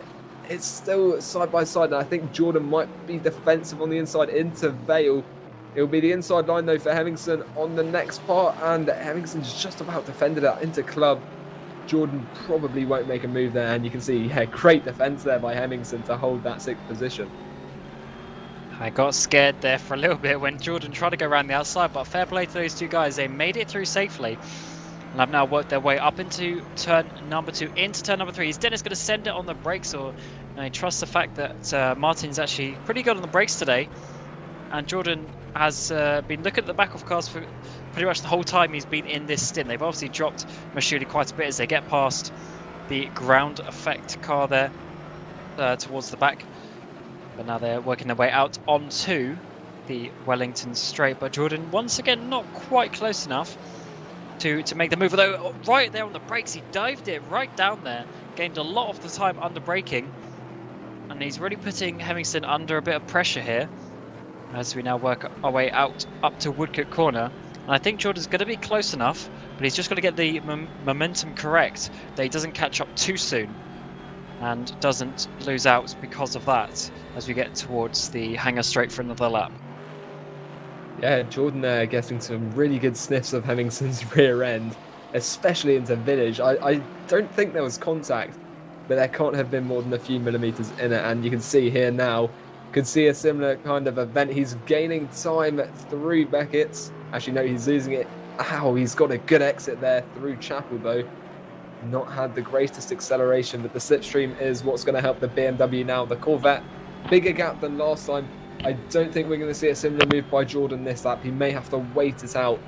As under brakes, he gets very close. And you can see both cars bumping over Stowe. And on the exit for now, just going to hold off. Maybe try and make a move into Village, or even Luffield and Brooklands, that complex.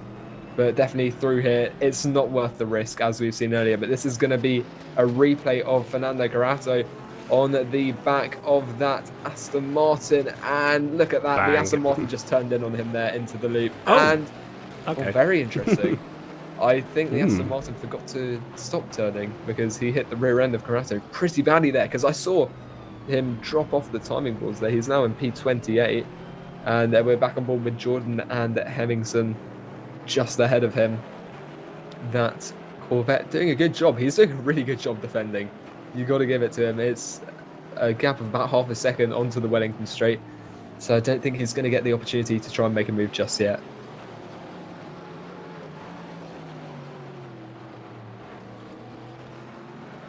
But we have seen that these Corvettes, well, I say these Corvettes, the Driller's Corvette in particular, seems to drop off around now. So we just need to see what Jordan can do with his tyres, and hopefully, well, at least from Jordan's point of view, not mine, get past Hemmingson and pull away before the pit stops to get that cushion needed for the final hour. And we're swiftly coming up to that second round of pit stops as well. It's probably only another maybe 4 or 5 laps before we start seeing those guys come in. And that will be obviously quite crucial because fuel lasts pretty much an hour. So if you are going to be obviously you then have to account an extra couple of minutes for your pit stop time as well. But if they come in a bit before the hour, that could mean they have to just think about their fuel a little bit in that final stint, whereas some drivers might try and go a little bit further. But Dennis Jordan now trying to go round the outside once again. He hasn't quite got far enough alongside this time, but he's been given the space there, to be fair, by Martin Hemmingsen. So now Jordan's going to have to do it on the brakes. Last time Hemmingsen, though, broke very late, and once again he does so. So Jordan's going to have to do it at another part of the corner, and now get the switch back. Oh no, side by side in the final corner. We've seen how this can go. If drivers don't give each other the space, so Jordan's going to be all over the inside curve, but they actually go side by side nicely there. Good job from the both of them to make sure they keep on going past. Now Jordan has been gifted that position a little bit because Hemmingsen was actually rather nice and left in the room. So good racing from both of those drivers, kept each other in the race and went side by side through one of the probably the hardest corner on the track to go side by side as well. So good job from both of them. Jordan up into 6th. Well, Hemmingsen really took the safer option out of the two, because if Jordan had vaulted that sausage curb on the inside, they both probably would have ended up in a wall. So that's probably the lesser of the two evils for Hemmingsen on this occasion, but could easily pull it back. Unfortunately, you can trust a driver such as Dennis Jordan to generally be smart enough to not clunk that sausage curb, but it is very easily done because the mid to exit part of that corner, just as you come off the apex, is so tight. But they managed to do it, and I'm very pleased that they could, because that could have been, as you said, a huge accident for the both of them. But they're both still going. So now Drillers are dropped down another position, 5th and 7th now. It's quite hard to see considering that they got that pole position as well. Yeah, they were 1st and 4th, but yeah, as you said, 5th and 7th, it's not been the greatest race so far for them. Monaco did a good job. They're up from 5th into 2nd right now. So although Milan's dropped to just over a second behind Mrozek at this point, so Mrozek maybe picking up the pace, or maybe Milan losing a bit of time. I think it might be the former Mrozek slightly quicker, but this is the onboard from Dennis Jordan there, and you can see him riding over that sawtooth curb and down the inside into Vale. He just about had enough room. He hit the sausage curb though. He goes for the switchback here and through Club, and now a little bit of contact between the two of them, a lot of trust between them, and Jordan did well to pull that off. Trust is the important word with that overtaking maneuver. They both gave each other the space just about that they needed, and they are obviously living to fight another day, but these guys are now 32 seconds off the lead. So the front few cars have pulled away quite a lot over the course of the previous hour and 48 minutes. So there's certainly a little bit of a pace difference between these guys at the front. And obviously the main part of these races are a little bit longer, 3 hours. It's starting to become more of an endurance stint. You just got to keep that average pace going, keep the consistency going. And that is where, obviously, especially those top two cars being 10 seconds ahead now, have really gained their time. In fact, they are still the only 3 cars in the 2 minutes. In fact, last time, Al Sabti did a 2 minute flat, 2 minute 0. So that is definitely the fastest out of everyone, especially everyone towards the top. So he's keeping that pace going, trying to close them down, but it is a very close battle between these guys on just the lap times. But now Mojek is catching up to these guys, Sansano and Alice Plaver for core team as well. So that can always influence one of these battles. Yeah, and actually earlier that 8G car, the R8G car, it was 11 seconds I think ago. 11-second gap to P2 earlier, so he's definitely making up time, which is good. And yeah, we do have that Speedy Mike car. He's going to be hindered though, because he's got to let that traffic through. I think that's P1 actually. So he's just going to have to back off. And he's now in the way of P2, so he's going to try and move out of the way as soon as possible. But that's not brilliant for the Monaco car. He's going to be losing a little bit of time there through the loop. And Mojek flashing that Speedy Mike car to get past Milan, even to try and regain that time. He will have lost a little bit to Mojek. In fact, not really. It's still about a second. If anything, he gained some. So not really gained or lost, I don't think, there for either of the cars. It could have been worse. It could have been better, depending on who you were. The gap's still less than a second though, so yeah, it was around that when they caught up to that traffic. So I don't think Boyer Milan has lost a lot of time. He's still hunting down that Corvette, as we now see a replay. Alice Plever firing up the inside of the Speedy Mutt Porsche here. Oh, we could get a cigarette paper between the two of them there. That's a nice move. That's how it was done. There's just enough space for both of them in that corner. So a few of these drivers are showing you can go side by side into that corner. Once again, he's diving down the inside of someone else just ahead. That's Provost in the undercover car, but he didn't make that work, and he's now going to have to let past David Mocek. So that splits up their battle, which is always the interesting fact with blue flags. And now Milan's going to have to try and get through him as well. So this has really split up that battle. And now Milan's going to get held up a little bit here in the final corner. They're going to have to go side by side with lap traffic. That is always an interesting situation now as Mocek tries to get up the inside of the undercover sim racing car, where he's now being held up just a little bit as well. Well, sometimes the traffic can obviously go both ways, but now Mocek puts it down the inside into turn number 3. But obviously traffic, you might be like, oh yeah, I'm losing time, but then Milan's probably going to lose time as well, depending on where he meets him, although it looks like Milan's actually been maybe lucky in getting him on a straight line. But that is just how the gaps between these drivers can yo-yo a little bit as the stint progresses.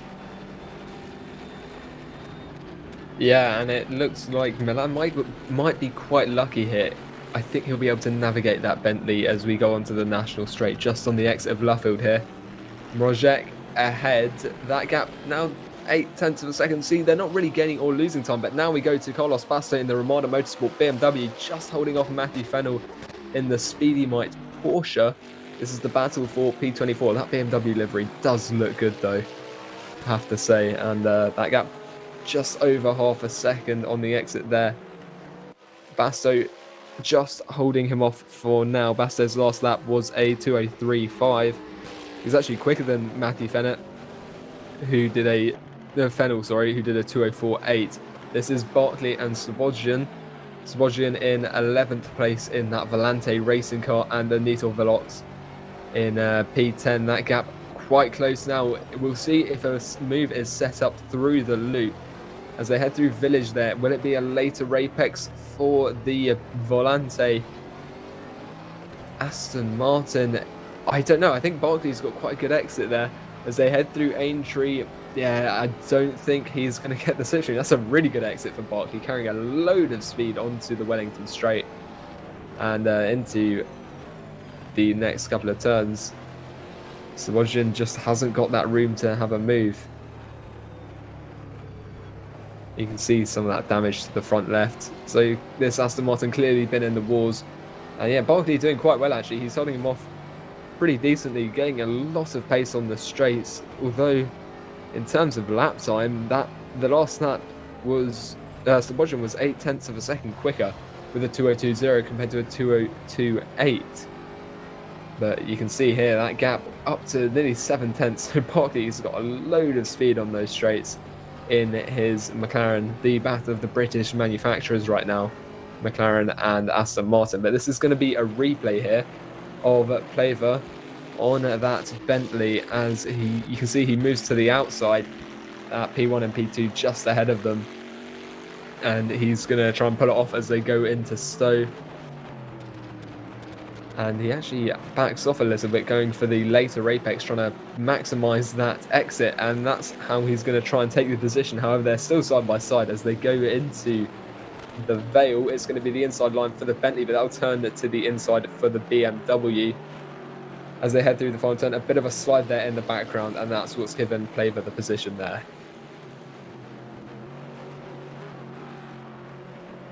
So we've now got an hour and 5 minutes to go in this first race of the GT3 Endurance season, and we're going to starting to come up towards that period where people are going to start thinking about pit stops and seeing what they're going to do. Obviously some teams still need to swap drivers, and As we'll remind you, the teams do have to make a driver swap. That's pretty much the rule for what they have to do. So within the 3 hours, they have to do a driver swap. So those who have not already done it will obviously have to then go and do one at this pit stop. As we've seen Varga come in already. So I wonder if that is to do with fuel or if that's maybe another penalty, because I know he did have a penalty or two earlier on. But maybe this is the start of this next round of pit stops for Jakob Varga, down in 19th place. Well, his last lap seems to have been invalidated, so it might be a drive-through, although at this point in time it could be either. We'll see if he pulls into a pit box. He's going right to the end of the pit lane. So yeah, it looks like that was a penalty. Yeah, I did see his last lap have been invalidated, so that's not good news to him. He's going to come out in P21, it looks like. Well, the one thing I found interesting is, even though the Burst Esports car has got Michi Hoyer, Davim Rocek and Jurnej Simoncic written on the roof, Michi Hoyer is waiting to get back in the car. So it looks like only those two drivers are taking part tonight. Yeah, unless Jurnej shows up in the nick of time. There's quite a few drivers actually waiting to get in now. We've got Peter Berlak, so that'll be for Franco. Yeah, we've got Nico Barkley, that'll be for Borja Milan. Remco Major, I think he's undercover. And Joachim Stensis, who's for Nigel Velux, and obviously Risto Capit, looks like he's getting back in for Al Sabdi as well. So I'm sure a number of drivers are going to do that. They're going to swap in and swap back, potentially. But it is interesting that they're not doing 2 hours and then swap. It's interesting that they do 1, 1 and 1. But obviously they're just working out. As it is also a new format, new season, they've got to work out what is best for them and their strategy and their drivers. I guess one of the main things here is that the starting driver has to do the practice and the qualifying and then the race. So obviously if you then do a 2 hour stint, having already done the qualifying and the practice previously to the broadcast starting, then that is, I guess, quite a lot of driving, quite a lot of hours being available at once. Yeah, definitely, and that can really have an effect, because fatigue in a race like this is what leads to mistakes, and we are definitely hitting that pit window now, because you've just seen the Trojan Donut automotive car get riffled with Gasper Grenick at the wheel. Grabank, sorry. But yeah, as you said, we are entering the pit phase now. Stefanko's in with Sansano. So Stefanko, he was in 4th place when he came in, is now changing tyres, and he will be changing to Peter Berlak. And we've also got a few other drivers on the server. We've got Antonovsky getting back in for Drillers. We've got Leon Bock getting back in for Evolution as well. Michi Hoyer's there. We've got Visner, who is for Varga. So a number of teams now getting their drivers on the server, ready to do a driver swap. And they will obviously then be coming in as we are just coming up. We've got a little battle here actually. We've got Max Barkley getting overtaken there by a car who's not for position exactly. So that must be a car unlapping themselves. Yeah, we're just coming up to 1 hour left in the race. So these guys are obviously getting ready for their final pit stops as Slobodzian comes in now as well. I'm sure we're going to see that over the next lap or two. Yeah, Barkley went for a bit of rallycross across Beckett, so that's why he lost the position to Bart. Yep, yeah. There goes Berlak, 10th position coming out. So he's already 2 hours into the race, and he's finally making his appearance, but he's got to get up to speed as quickly as possible, because there might still be a podium on for this car, although they are a little bit away off that at the moment. But this undercut could prove pretty handy for them. It'll be interesting to see where the Volante Racing comes out in comparison to Barkley's car after the pit stop phases, because that cost him a good second by cutting Chapel and onto the Wellington, because it meant he carried a lot less speed, which is why he got unlapped by that BMW. So just keep an eye out where these two drivers come out. But with just 1 hour to go, this is the race rundown currently. In P1 is David Mrazek in the Burst Esports, Milan in the Monaco second, the R8G Esports car in third, followed by the Pinsim Drillers Esports in fourth, Evolution Motorsport sandwiched by the other Pinsim Driller Esports car. Then Pescara ATP Auto Tyler in seventh, 8th have Go Team Racing, 9th is Nitor Velox, and 10th is the Williams Esports BenQ car, with Peter Brillack just getting in. Now 11th is David Yunt in the Scuderia Basilea, Daniel Silva in the Pro Simtech Black in 12th, then the Seawolf Net Race in 13th, Bots Bodjian in 14th of the Volante Racing. That's because he just came into the pits before the 1 hour mark. Mathieu de Croo with the One Move Esports in that Bentley 15th. 16th is Alice Paver for the core team. 17th, Jonathan Provost for the Undercover Sim Racing. 18th is the Pro Sim Tech car. 19th is Alessandro Silva in the HM Engineering. And 20th is Jacob Varga for the Varga Sim Racing car. This is Goncalo Costa now coming into the pits for Omicron Sim Racing. Let's see if he has a driver swap. I believe they're due one. I think he's driven since the start of the race, so it'd probably be high time he gets out. And you can see in the top right, Peter Biolak already making a move there into 9th position through Farm Curve now, and into that left-hander before the village heavy braking zone, and he's got that position, so already getting his hands nice and dirty, having got in the car. And Mrocek has come in, but Milan has stayed out, so Mrocek is going to be getting a little bit of an undercut here. However, Milan might be able to save a lap of fuel with his fill-up, so he might be able to save a second there, or a couple of seconds there. So this could be quite crucial, especially if he stays out an extra lap after that. As Subti also continues as well, so does Jordan and Zuba. Hemmingson is coming in though, so it seems like Mrocek may be using a little bit more fuel than the others. However, there's only 58 minutes to go, so everyone is going to be pretty easy on the fuel. But because they've come into this second, or this third hour, I should say, they might be able to take a little bit less than full tank. So that could help them out with their strategy. So we'll have to see which drivers exactly are going to be doing driver stops as well. But we do expect Hoyer to be getting back into that burst car, and also Hemmingson changing out for, I believe it's maybe Henry Siddick is in that car. We'll have to see when they leave their pit box, their names update. And on the screen now, you've got Borja Milan currently leading from Hani Al Sabti. That gap, 7 seconds right now. The R8G currently in second, but I believe these cars are both due pit stops, so they'll be coming in relatively soon. And yeah, you can see the Corvette just here absolutely flying through Maggots and Beckett's. And you can see in the top right, David Mrozek, the 7th car, Burst Esport, net lead right now. We'll see how that all pans out after these pit stops though.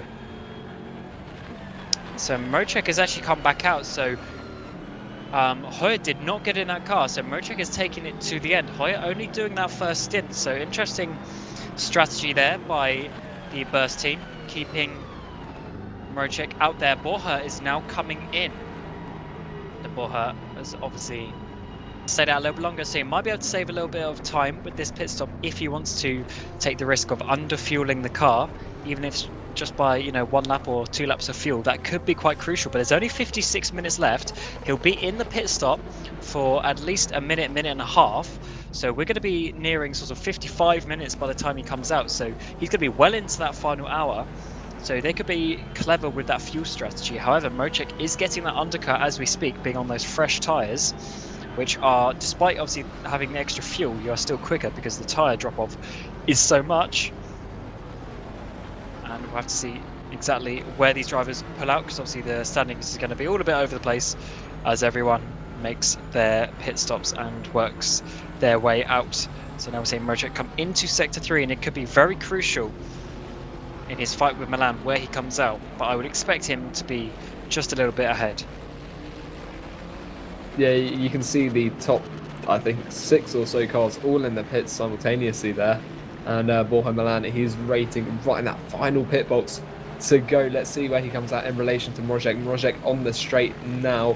Milan isn't quite yet moving, and it looks like Mrozek is going to hold on to that lead. But how much will the gap be? Because Milan moves just as they go through the first turn. Will we see him come out of the pits in the background? Just about. But yeah, that's going to be a relatively big gap. The Monaco car now 5 seconds behind the Burst Esports Corvette. And Barkley's got into that car now. So this was his first stint, but just behind him, Risto Kappa has got back into that car, so he's getting back in for his second stint before Peter Berlak obviously in 4th place as it has worked out. Antonovsky back in the 78 Drillers, Pinsim Drillers car as well in 5th place. David Yunt is up into 6th, but he still owes us a pit stop. Dennis Jordan has stayed in for Evolution as well. Hemmingson has also stayed in. Francesconi has got in for Eros Mashuli, and Nedev has got in the Go team car as well. So quite a few little driver swaps there and interesting strategies from some teams. And now it's just down to this final 54.5 minutes to see who's going to win, or who's going to even get on the podium of this first race of the GT3 Endurance season. Yeah, we've completed all of the pit stops. It's now just pretty much a 55-minute sprint race to that checkered flag. Now we've got Andre Muscala here. He's done, those two drivers, brothers even, doing a very good job, I think. They've had that incident earlier, that set them back. They won't have been too happy about that, but they're just about holding off Daniel Silva. Silva's now ahead in the BMW, but they pull into the pits there. So they've got not much distance in comparison to some of those drivers to go. They'll come out about 51 minutes left, which is going to really benefit their strategy. They may be able to run lighter and therefore run faster. It didn't seem to help the Wanako car. One thing I am unsure about, that we need to just double check, is if there is an extra time penalty for doing the driver swaps, because that could be one reason that helped Wanako in that first pit stop, and then that's why they could have lost a couple of seconds here. So we wanted to get a confirmation on that. But Dennis Jordan now trying to get past David Yunt. As we mentioned, I'm pretty sure this Maselli car does need to come into the pit lane, and probably will come into the pit lane as we speak, and yet David goes off there. So Jordan back up into 6th place, and Yunt will obviously then drop down as he makes his pit stop. Yeah, I can just see these guys in the background. They're very close. That's Osasuyi Mumwen in the Speedy Mike trying to get past Daniel Wisner in the Varga Sim racing car. There's the yellows in Sector 2. I've seen a couple of those. I'm not sure how serious that is. It doesn't look to be too bad. And you can see riding over the curb. That's a bit of a slide there for the Speedy Mike Racing. It looks okay though, but he's lost a bit of time to Wisner there. He's lost about maybe even 1.5 seconds just through those first few turns in comparison to the exit of the final turn the previous lap. So Sean Jacobs just confirming that there shouldn't be any time difference for making a driver swap as well. So you don't get penalised for swapping drivers every stint as such. So that is quite good to see. But so obviously that extra time loss from Barkley must purely be because of maybe that undercut from Mochek, or some other factors that we possibly didn't see on the in-lap. And now we're looking at Rafael Zuma for Blackbirds Racing, and he is going to have a bit of a crash here, or well, he's going very slowly indeed. I can't hear. Run out of fuel. Yeah, I can't hear, unfortunately, but he may have either run out of fuel or blown his engine or something like that. But oh yes, blown his engine. I can see on his DN, because he's since DNF'd, and it says engine as the reason. So he must have blown that engine, which is, yeah, not ideal.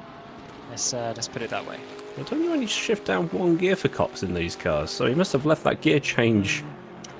It does depend on how you've driven before as well. So oh yeah, the engine wear. Yeah, so obviously there's engine wear, and obviously if you do loads of heavy downshifts and then you effectively over rev the engine, that can also cause wear, because there is a thing called the safe RPM within rFactor 2. So obviously if you go above that, that's where you start wearing the engine exponentially. Can I just say that Speedy Mike car just went straight off there? Did you see that in the background? It carried on. Yeah, he stops now on the final corner. Emumun is stuck there, 21st place, now down to 22nd. He's stopped. Engine on in neutral. So he hasn't run out of fuel or anything. And he's now getting back going. So maybe very interesting.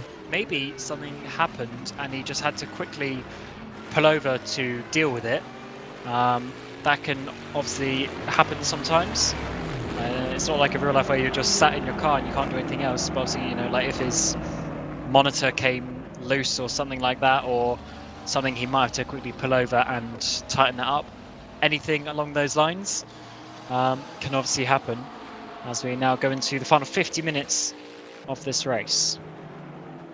And we start it with a battle between two McLarens. It's going to be Daniel Visner and Thomas Jacobs, the Varga versus the HM Engineering cars. They look relatively similar, both sporting red on at least part of their livery as they head through Maggots and Beckett's now. It's all about the exit here. You can carry as much speed as you like, but if you don't get a good exit onto the hangar straight, then there's not much point carrying all of that downforce, because the straight line speed around this track is very important. And you can see now, closing up quite rapidly is Thomas Jacobs. In the top right, you can see the race leader, David Mrozek, as they head towards Stowe. Will there be a move here from that rear McLaren? It doesn't look like it. The HM Engineering car just holding off for now. Daniel Visner, though, he's going to be keeping an eye on those mirrors, waiting for a move from Thomas Jacobs in that HM Engineering car. And this is Gasper Zupan versus Roman Prickrill, the core team car behind the Trojan Donut Automotive Porsche. That gap very, very close, and Prickrill, that was onto the curves there for Zupan. He's just held that position. Could that be a potential warning for track limits? We'll have to wait and see. Let's see who gets the better exit out of Chapel, though. That gap building up slightly. It looks like the Porsche just about managed to hold on to that. I'm not sure how legitimately, though. And you can see I think that's the Corvette. No, that's the Aston Martin in the background flashing. I think he's trying to lap these cars, and Prickrill's going to have to slot in behind him, losing a second in that little section there. However, Zupan will have to let him through relatively soon. We'll see how much time he loses, as Pedro Ramada for the Ramada Motorsports car does get a penalty.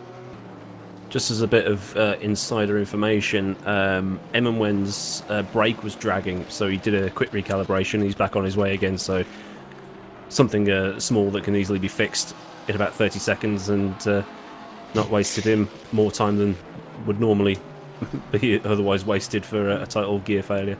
And that's where the advantage of sim racing comes, that things like that can happen, because obviously in real life, if your brake pedal fails or whatever, you're pretty much struggling to get that done. He stopped for what, 10 seconds, sorted it out, and he's now back racing as we see the Trojan car go wide there, coming through turn number 5.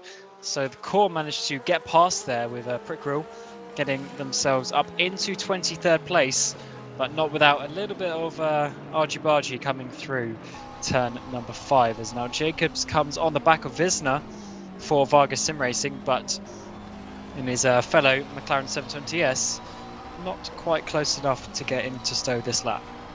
I'm surprised that Prickrill managed to make up so much room so quickly, because you saw him lose a lot of time, and this is what happened through Maggots and Beckett. So the Trojan Donut Automotive Porsche was definitely on the track, but that gap went up to a second, and he brought it back down and managed to get that position into Brooklands, which is really interesting. But we're back to these two McLarens. You can see they're pretty close as they head through the first turn now, leaning on the tyres through the left-hand of Farm Curve into Village.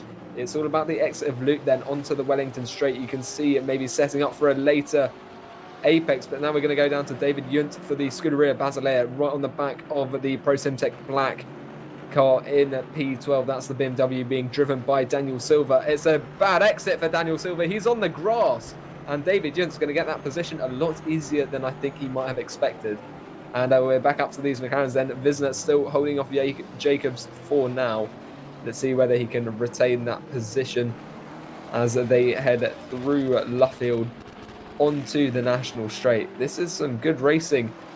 Closing up actually is Jacobs. However, I don't think he's going to try and make a move into Copse, or it'd be pretty risky if he did with 45 minutes to go as well. You want to just get to the end, especially at this point, taking a few less risks, because the reward is getting lesser at this point in time.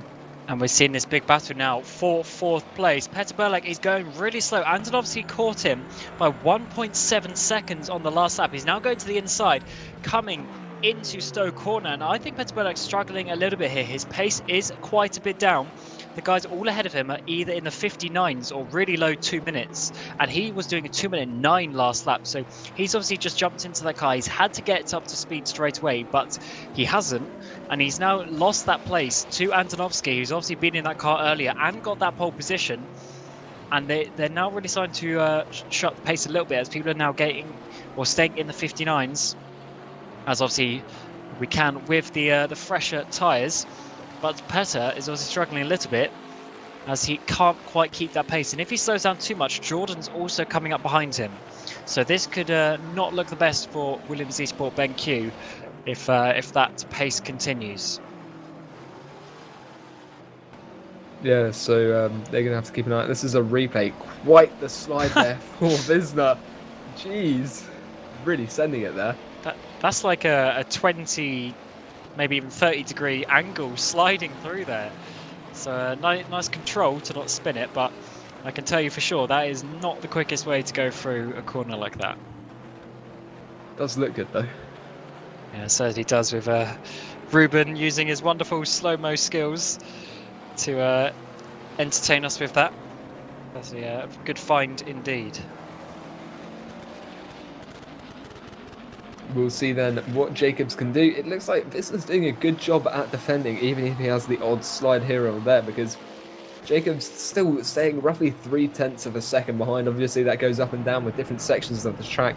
In the top, you can see Lucas Stramek for the core team in P27. Let's see what he can do. He's currently trying to battle the Omicron Sim Racing of John Nelson, but we're going to keep an eye on Thomas Jacobs and Daniel Visner as they head through Maggots and Beckett's once more. Can Jacobs get a good exit here? Because if he does, that's just 0.3 of a second. The slipstream is really powerful. It's a really long straight along the hanger straight. He's gaining time. He could try and make a move here, just under 1.5 of a second. He's going to stay behind though, so he's deciding to hold off for now. Maybe he wants to make a move that he knows he can stick, because at this point you don't want to make a move just to be overtaken again. So he's holding off for now. And you can see, yeah, Stramek really goes behind John Nelson in the top right. As Nelson goes slightly wide, it looks like he might not have the greatest exit there. And a bit of rubber banding. But yeah, look at this. Jacobs still right up to that rear diffuser of Visner as they head through the farm curve now. It might have to be into Brooklands, actually. I mean, Brooklands is a good place to try and make a move, and it's definitely quite the spectacle. But this is Stramek now behind John Nelson in the Omicron Sim Racing Aston Martin Vantage, heading it through Maggots and Beckett's now. This is always good to watch on board.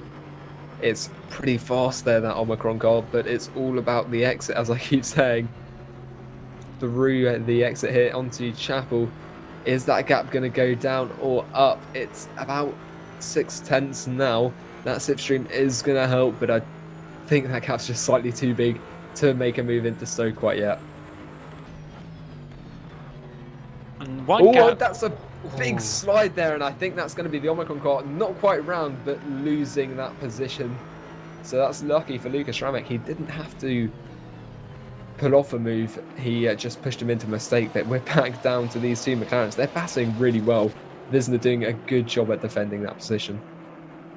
I was just going to say, one battle is also coming quite close is Capit and Barkley, only down to 3 seconds now for that second place. So rather than there being a battle for the lead, we might be seeing a battle for second place in the next few laps. But Jacobs is certainly very close to Visner. But obviously there's no difference between these cars because they've got the exact same chassis. That's going to be all about what the individual driver can do. And he's getting very close, but it's going to be a little bit too late unless he wants to go for some ludicrous dive down the inside, which fortunately he backs out of, but just not quite enough for HM Engineering to get past Vargas Sim Racing just yet between the 34 and the 74. Yeah, that gap still about, it's staying under half a second, so they're still really close, but there just isn't that opportunity that Jacobs needs. He needs to push Visner into a mistake, obviously, because otherwise Visner's just not going to let him pass. He's got 40 minutes to defend though, so it could go either way here. As they head through Village now into the loop. It's going to be relatively close here. it's not the greatest exit for Jacobs. And in fact, it's going to be pretty good through Aintree. He's gaining a load of time. That slipstream going to be powerful. I think the different wing angles probably having some sort of effect as they head towards Brooklands. Jacobs just not really going for a move. He might try and go for a cut back through Luffield. As you can see here, a later apex would mean a greater exit as we have 40 minutes to go. In the top right, you can see the onboard of Thomas Jacobs for that HM Engineering car as we head down to Dennis Jordan and Peter Briolak, both in the BMW cars, that Williams Esports Benke, trying to hold that 5th position. Dennis Jordan trying to get it back for Evolution Motorsports. Yeah, Petr still can't get that pace going. I mean, he's into the 2-minute ones now, so he's a second a lap slower than all the cars around him, which is a bit of a shame for the Williams team. Obviously, they're still in a net positive position from where they started, but they also had the opportunity there to maybe even get 4th place or sneak a podium if Petr was really quick, but he's struggled a little bit so far, and now Dennis is all over the back of him, and I'm sure this Evolution team would love to get into that top 5, having obviously not been in the best place overall, but obviously they've done it opposite with starting Bok in the car and now putting Jordan in, who's obviously their premium driver, and is now getting very close to the Williams car as we come up through turn 2. Turn 3 is a very good overtaking opportunity. They're always touching, so Dennis is going to send it on the brakes into turn number 3. Petr's a very sort of kind and smart racer, so he knows when to back out, and he certainly does on that occasion, knowing there is no reason to fight that more than it needs to. And unless he gets the slipstream here, I think this is going to be game, set and match for that 5th place, because Petr doesn't seem to have the pace to come back. Even last lap, he was well into the 2-minute ones again, whereas, for instance, the Wanako in 2nd place, Nico Barkley, did a 2-minute 0. So yeah, he's a second a lap at least off the pace is Petr, and just struggling a little bit there. But we go back to Thomas Jacobs, who's still struggling to get past the Vargas Sim Racing car of Daniel Wisner. Well, I have to say, there was a McLaren in the background as they went through those turns that just had quite a big spin in the beginning sector, and that's another McLaren getting out of the way for these two cars. But yeah, that was interesting, and it looked like Briolak was just struggling a bit. He had a few bits of oversteer that he had to catch, so he doesn't seem to be too comfortable in that BMW compared to the Evolution driver. However, we're going to keep an eye on Jacobs and Wisner now, heading through to Maggots and Beckett's once again. Wisner still holding that 18th position. He's doing a very good job. We're going to look off the back of him over the rear wing at Jacobs. You can see the exhaust flame as he lifts off the accelerator to get to Beckett's and out of Chapel now. He's got on the power pretty early, and he's got a really good exit there. Yeah, he's really early on the power, and he's carrying a lot of speed down that straight. As a 3 km/h difference, and you can see the slipstream there producing up to a 5 km/h difference in speed, so it can be really effective. It can be, but you've just got to be close enough to make that work, as we're going to see a replay here. This is Dennis Jordan sending it down the inside into turn number 3 and getting that move done. And as I said at the time, Petr knowing when to back out of an incident, or backing out of avoiding an incident, I should say. So yeah, Petr there down into 6th place, struggling a little bit, and he might even have to look at Hemmingson coming on the back of him, because Hemmingson's only about 4.5 seconds behind, and there's still 36 minutes to go. So still all to play for quite a few positions in this race, as we're still seeing Wisner defend pretty well, but it seems like he's holding on fairly good for now. And Capet is closing down to Barkley. He's got now within 2 seconds. So this battle for second is going to be coming alive very shortly as well. So good that we're seeing these gaps sort of close down a little bit as we get towards the final half an hour of this race. Rojek's doing a good job. That gap behind is about 8 seconds to Nico Barkley, so it's not really increasing, but it's not really decreasing, and that's what you want. He doesn't have to push all of the way to try and increase the gap anymore. He's pretty safe where he is. So yeah, I think I'd be surprised if they didn't make it to the end in the first position with the Burst Esports car, unless something happens. And then commentators curse. Something very well may happen, but we're going to stay on board with Jacobs. He got very close there, but it's going to cost him on the exit of Cops. And in the top right, you can see Ludovic Ferrui, the One Move Esports car, trying to make a move on a BMW, but you can see on the onboard here, Jacobs, he takes a slightly more narrow line into Chapel and the Beckett section, but out onto the straight. That's a half-second gap, but he's actually gaining a lot of time there. It looks like he may have had a better exit than previously. However, the gap was slightly too big due to that loss of time at Copse. So he's not going to be able to make that position. Around the track though, yeah, you can see that Bentley, that does look quite nice. I love the Bentley, I'm sorry. Yeah, it's a very... It's a weird car, because if you saw one of those on the road, you wouldn't think, oh yeah, that would be a good GT3 car. Whereas obviously if you saw a Porsche or a Corvette or something, you'd be like, oh yeah, it's a race car. But it's turned very good, or very well, into a GT3 car. And obviously we've got the two versions, the older and the newer Evo version of it as well. But yeah, it looks very nice. It's quite big, but when it comes up against an M6 like this, it just looks the same size, but it's a very big car. It's very imposing to have in your wing mirrors, I can tell you that much, because you just see this big, aggressive set of lights and that huge front grille. But he is very close to Ludovic Ferrowy, behind Linus Lundvall, as they head towards Maggots and Beckett's. Can he carry enough speed? That dirty air, though, does have a bit of an effect on the downforce of these cars. You can see that rear end a bit slidey, but that's how they like to drive these cars through here. Just such a high-speed section of turns, such a good section of turns.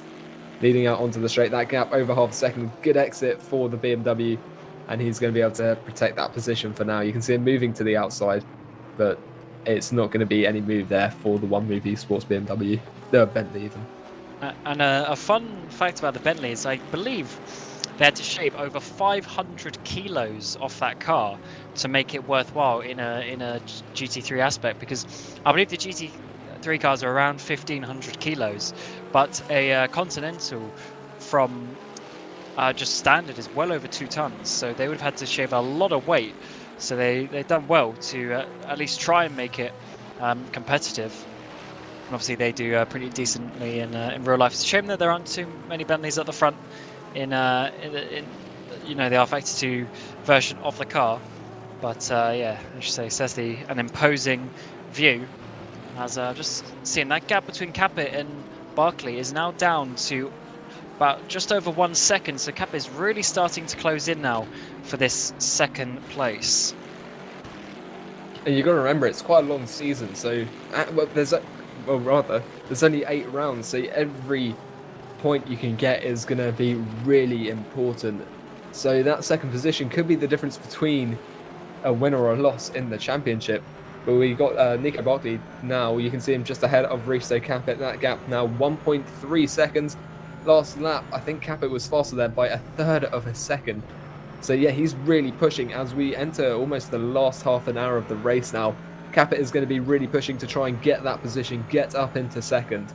And that could really be interesting through the lot in the next 10 minutes or so, which is when it's really going to hot up. The point aspect is quite a interesting one to mention, because it goes down in a depreciating way. So first to second is 10-point difference, and then second to third is 5 points, then it's 3, then it's 2 for quite a while, then it goes down to 1 point difference. So the difference between this second and third is 5 points, which could be quite crucial, because obviously, as I said, if you're having a bad race, the difference between the positions is only 1 point.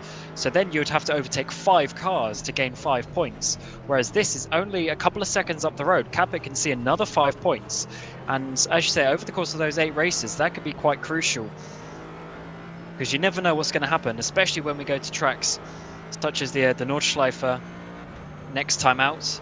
Is always quite an interesting one. Then we go to some other interesting tracks that are a little bit different, such as Nola can always be quite an interesting one. And then ones like Sebring, it's always really bumpy and quite interesting. So yes, it's quite an interesting little calendar, and you have to work out how you can work it out. And actually, sorry, it's my bad. We're actually going to Portland, not Nola. It's swapped from the VEC. So Portland is another one that could be quite different purely because it's so tight and twisty. So making up these points now, when you're in a good position like Risto is, as you see, he's catching up quite a lot now. These are the races where you want to make these count and keep your total increasing as the season goes on. Yeah, and as you say that, the way the point system works means that the further up you are, the more important the different positions are, and that's why we can see Risto pushing so hard. And yeah, Barkley trying to hold on to that second position, the lone BMW on the podium positions right now. The other two are, of course, Callaway Corvette GT3s. That P1, David Mrozek, miles down the road. That's still 8 seconds. So actually, yeah, it's about 7.78 seconds. Although Nico Barkley, he does seem to be picking up the pace a little bit just to try and answer Risto Capit's attack. His last lap was a 2:02.5, and Risto Capit's is a 2:0.4. So Capit is slightly quicker, and you can see that gap now just hitting a second. There are yellow flags in Sector 1. Not entirely sure why that is. However, they seem to have gone as quickly as they arrived. But yeah, we'll see what Nico Barkley can do in response to Risto Capit. And these guys need to find, or sort of work out their plan really on what they want to do. Because obviously we're just entering the final 30 minutes now. 29 minutes to go on the clock. So 2 minutes a lap. That looks like we're going to have 15 laps, including the one that they are on. So they've got 15 laps to sort themselves out, work themselves into a position where they can get that crucial momentum, which is often quite important in a battle, and find a way of getting above their rival. But because they've been chasing each other for so long, you sort of get in a rhythm. You get in almost a comfort zone. In the case of Nico Barkley, thinking, "Oh yeah, I can hold on." Slow car in Sector 2. Yeah, I have to see how that one works out. And we've been told by the race director it's a slow car, so I wonder who that is going off, and hopefully it doesn't cause Code 80, because that could change a lot. Oh, Mark Ostrom's stacked Code 80 in 10 seconds. Exit of Cops, I think. No rear wing. This Yeah, could be Code Code 80. 80. 4, Yeah, Code 80 3, in just a few seconds 2, now. 1. Code 80 enforced. Ooh. So now the drivers will be on their pit limiters. They will have tried to avoid gaining or losing time there. That's part of the rules. They have 10 seconds to slow down and avoid any collisions while doing so. And with just half an hour to go, this is going to really inhibit Risto Capit's attack, because this is just less time that he's going to be able to use to try and get that position. And this is the time now. If you have underfueled your car for whatever reason, this is your time now to have a little splash and dash, because as we mentioned with the pit lane here, you do actually sort of gain time, especially under Code 80. You will gain time going through the pit lane. However, obviously there are rules to prevent you simply driving through the pit lane. However, if you do need to fill up a couple of liters, then that could be the opportunity for you to be able to do that. So I wouldn't expect anyone to actually go through the pit lane though, because we're at that point in the stint, obviously, where obviously no one's going to need to make a pit stop. But yeah, Nico Barkley is getting involved in some traffic, and he needs to be careful not to overtake, because overtaking will obviously get you a penalty for the next race as well. So you do need to be fairly careful. But it looks like at least all of the top guys are staying out, but then, as I said, I don't expect anyone to actually come in, because there isn't really any reason to, because they should have already had their fuel and tyres to the end at their last pit stop. Yeah, so it'll be interesting to see a replay of what caused the Code 80. And yeah, it's at this point in the race, it's going to have a really severe impact on the outcome now. You can see a BMW there in the pit lane, either getting repairs or... Come back to fuel. green in 10 seconds. So we'll be going green in just a few seconds' time. 5, 4, 3, 2, 1. Green flag. And we're green once again, so let's see what David Mrozek can do. He's going to put away, he's gaining a load of time, increasing that gap to Nico Barkley.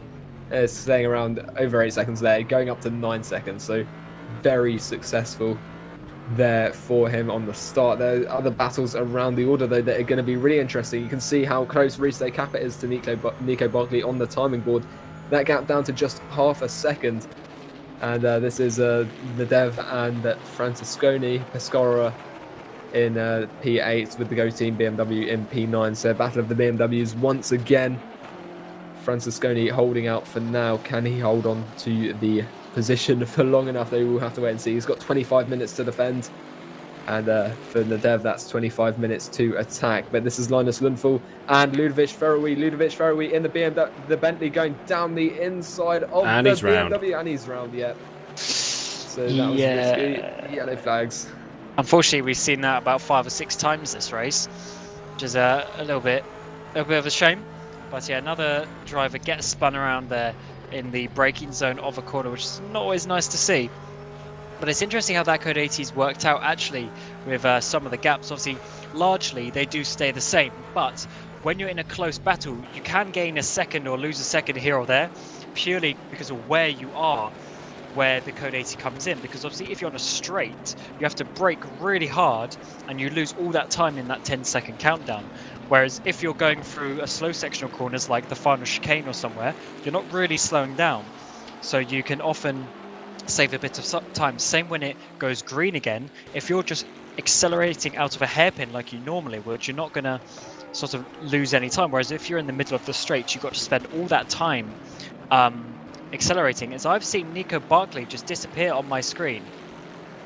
Risto Cab has got up into second place, as we've seen a replay there of Östrom. Yeah, Barkley's losing a load of time there. He might even lose out to Andonovski. Yeah, he's dropping down the order massively. He's had an issue somewhere. That was the replay. Barkley's left the race. Östrom. Oh no. Really unfortunate for him.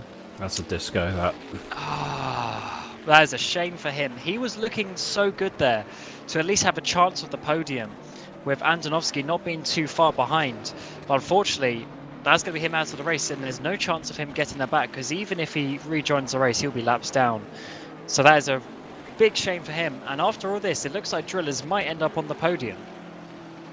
Yeah, they've had a really weird race, those Pinton Driller cars. They've been up and down and around, really. And yeah, you can see that is just really unfortunate for Barkley. But now we've got Nadev and Francesconi. Nadev is on the outside, Francesconi on the inside, I believe.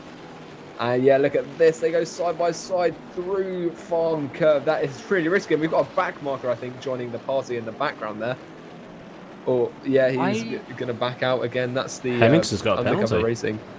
Hemmingson, that is the P6 car. That's the Pinsim Drillers, I think. But yeah, Nadev doing well to defend, and once again, actually no, Nadev's taken the position off Francesconi there, so that was a good move from him. I don't think I've ever seen anyone go round the outside of the final corner and then into turn 1. That was quite remarkable from Georgie, but he's got up into 7th place. Francesconi losing that place for Pescara. They've had a solid race, Pescara, but they haven't been anything too special today, being about a minute off the pace so far. But if Hemmingson has a penalty, then that is gifting Burlak this 5th place, because he's really struggling on this pace. Hemmingson has just caught up to him and would be looking to overtake. But obviously, if he's got a penalty now, then that is going to completely kill that battle. And even Nadev might get up into 6th place, depending on exactly how much time Hemmingson's going to lose. But that would not be ideal for that number 77 car at all, as he comes in now to serve it. But let's hope for his sake it's only a drive-through penalty. It'll be interesting to see where he comes out. He could come out all the way down in 8th position. I don't think he'll come out any lower than that, but he could come out in that battle between Nadev and Francesconi.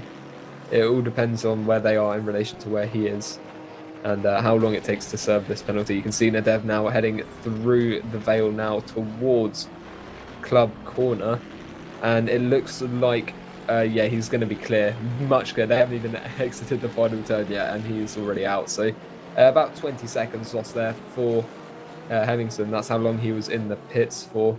And we're going to have a replay now of the Nadev move on Francesconi. You can see him round the outside through Club, and as they head towards Farm Curve, they're going to be absolutely side by side. You can see in the background there, that is the undercover sim racing Bentley. And yeah, still side by side. That's that beautiful. It is beautiful. And then that Bentley, though, he tries to make a move around the outside of Francesconi. But yeah, fantastic move there from Nadev to take 7th position. That is quite hilarious, actually. With they're going side by side in turn number 1 and 2, and he's sat behind them flashing, being like, "Get out of my way," trying to unlap himself. But he's actually now got past Francesconi, So he's unlapped himself from Francesconi. He's now trying to unlap himself from Nedev, and I believe is it Major? Yeah, 19th place Major is in that car at the moment trying to unlap himself. But yeah, Hemmingson, he only lost 10 seconds with that drive-through, which just shows you it really isn't too bad, actually, the drive-through here, out of all tracks. As we see another replay here of it. And you can see, yeah, side by side into turn number 1 and 2. I don't think I've ever seen anyone successfully do this pass like Nedev did. So really good job for him. And also Francesconi for allowing that to happen, as Nico Barkley has rejoined the race. And he might be able to... no, because he's got to then do his outlap. So I don't think he's even going to be able to get into the top 30 to have points here, which is really disappointing for their sake.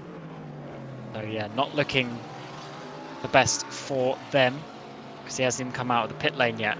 So yeah, I think he's going to drop out of the top 30 and therefore no points for that Wanako car. But a battle that is forming now is Dennis Jordan is getting close to Antonovsky for 3rd place. So Evo might be able to get themselves on the podium, as Barkley has now left the pit lane. But this will be an outlap to start the lap that he disconnected on. So he's effectively 2 laps behind just from that. But then obviously the time that he took to disconnect probably lost another 1 to 2 laps. So I think he might be 4 laps down by the time this all works itself out. As we're seeing side-by-side battle here, almost into Copse Corner. We got the 2 core cars racing, although they're actually in different chassis on this occasion. Yeah, it's interesting. I think there's 3 core cars overall. There's 2 BMWs and one Callaway Corvette. And here you can see, yeah, it's Prickrell ahead of Lucas Schramek.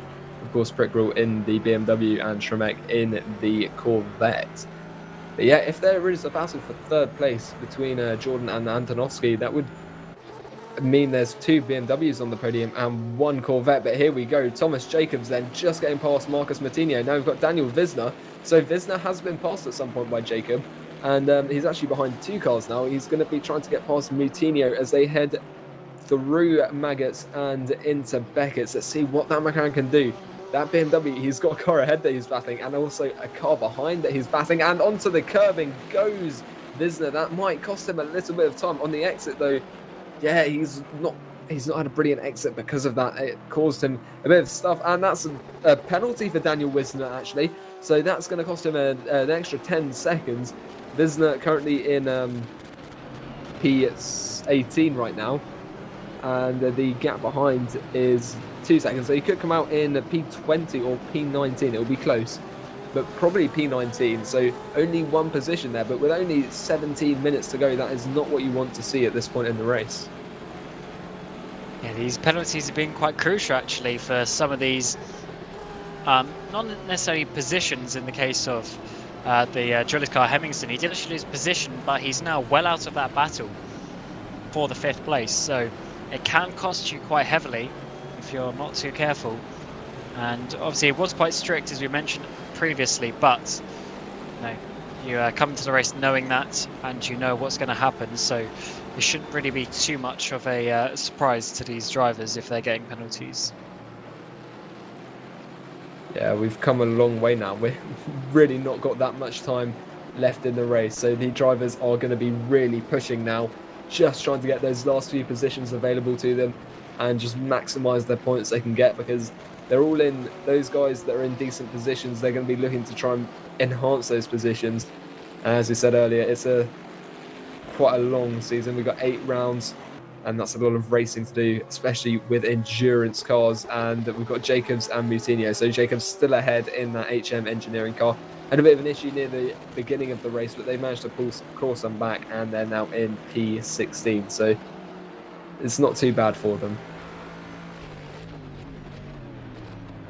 And this is Gaspar Zupan and Lucas Schramek were riding on board with the pink Corvette, the pink and blue one, very pink bonnet. The gap ahead is about 0.6 seconds. Prickrell is ahead of both of them in P23, just a second ahead. And there goes a Bentley to get past them. Came out of nowhere and absolutely flew past, but I think Schramek actually slowed down for him to let him through, because that's clearly a faster car. Yeah, that was, I think, Ferruts for one move who was lapping him, because Fruit's 1 lap down, but Shemek unfortunately is 2 laps down as we're on board with Jordan. And he's within 2 seconds now of Antonovsky, but this gap isn't closing down hugely, as that's interesting. The live timing says that Hemmingson's in the pit lane, but he's absolutely not. But yeah, Dennis Jordan 2 seconds behind now. Was a couple of seconds quicker last lap. Sorry, a couple of tenths quicker last lap. So he's definitely closing in, but just very slowly. So I don't know if he's going to have enough time here, as we've only got just under 15 minutes left in the race. So not too many laps for him to catch up if it's only 2/10 a lap.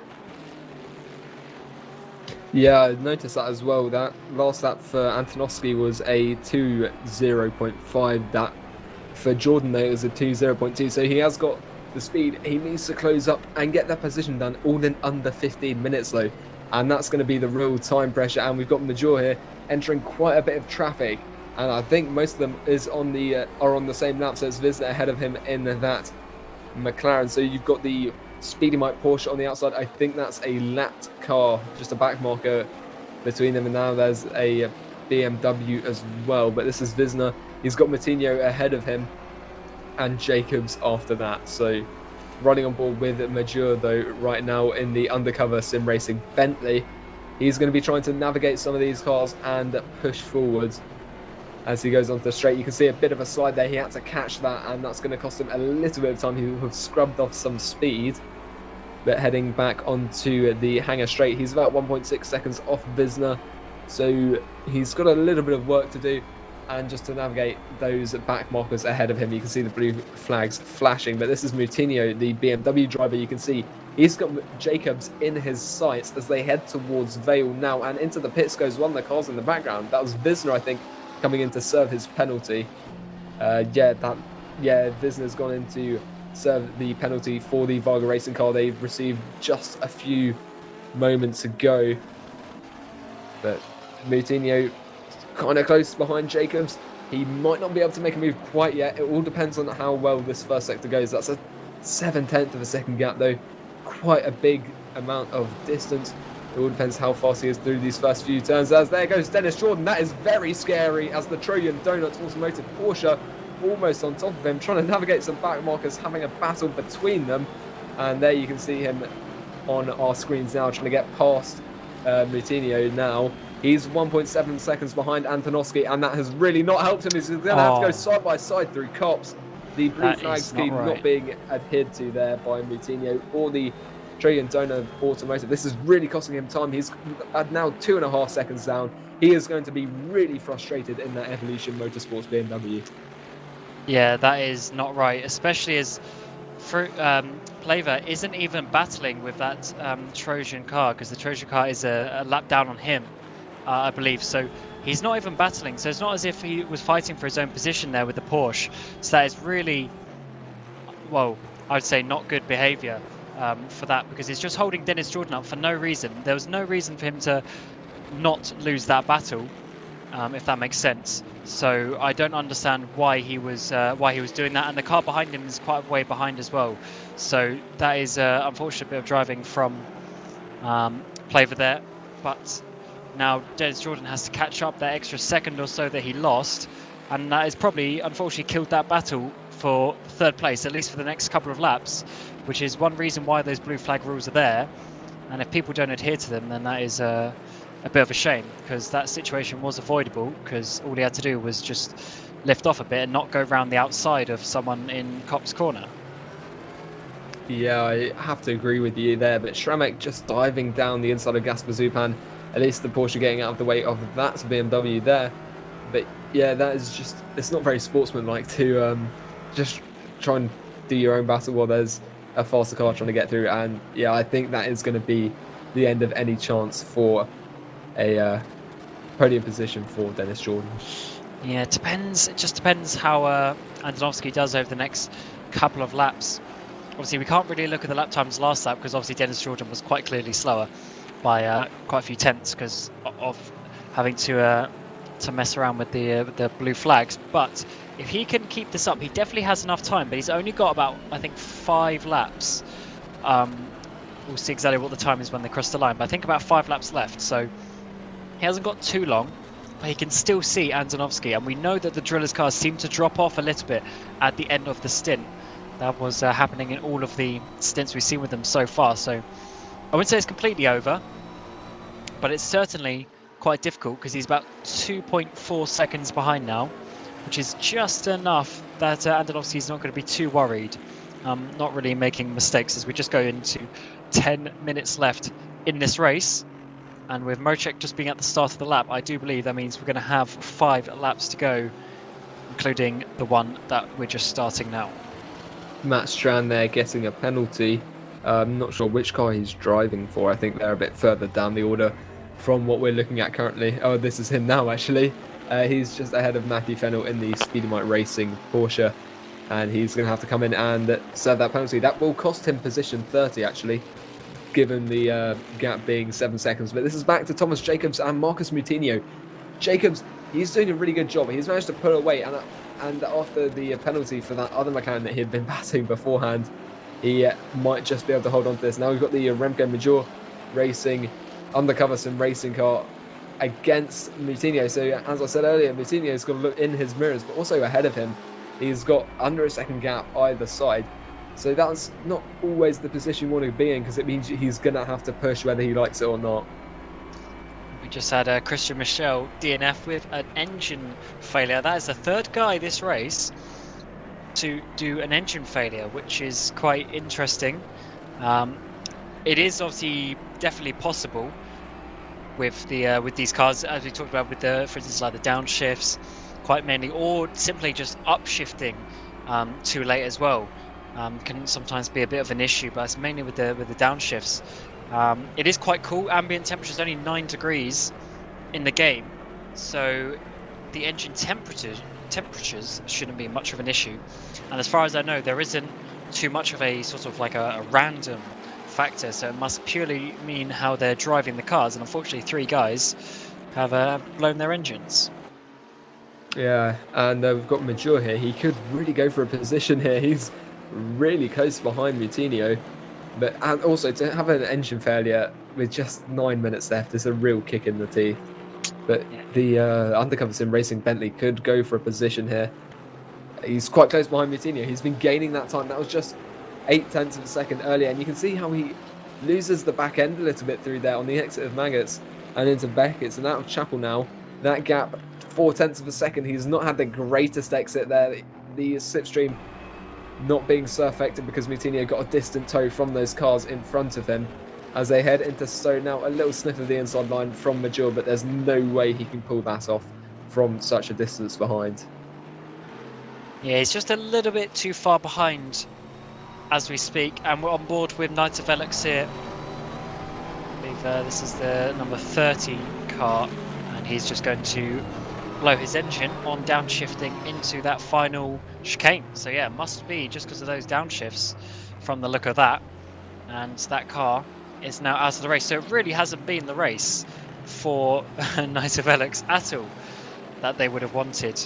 Not the start of the season in general that they would have wanted. So hopefully they can come back stronger and try and improve. Obviously they do have Joachim up in 10th place at the moment in the sister car, the number 60, but they're still probably not where they want to be, being with where that team has been in the previous seasons, obviously under different naming iterations, but same base team. Still struggling a little bit in this 2020-2021 season. Yeah, now I just had a quick look at the time boards. Dennis Jordan's still over 2 seconds behind Antonovsky. With 6 minutes to go, it's going to be, he'll have to push really hard to try and claim that 3rd position. But the gap between Antonovsky and Capit is 30 seconds, and then Capit to the leader, Mrozek, is still around 8 seconds. But we're now looking at Ramada for the Ramada Motorsport Bentley against the Zupan in the Trojan Donut Automotive Porsche as they head into Stowe. Now the Ramada car goes down the inside on the Porsche. Can he hold it?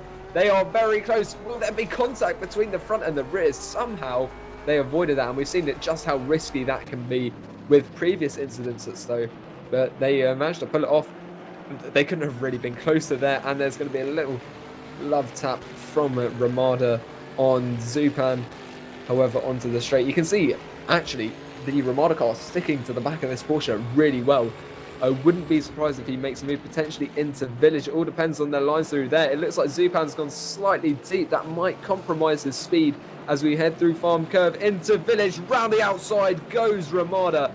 Very late on the brakes, very heavy. He's going to have the inside line, though, for the loop. And onto the Wellington straight. And there's contact there. Ooh. I saw that Corvette coming up in the background. I think that's a car ahead. Hemmingson. That's Hemmingson. 6th place Hemmingson. Getting some contact there.